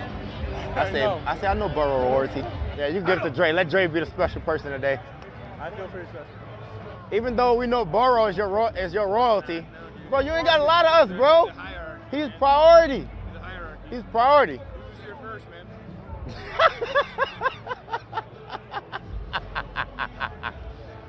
That's up, bro.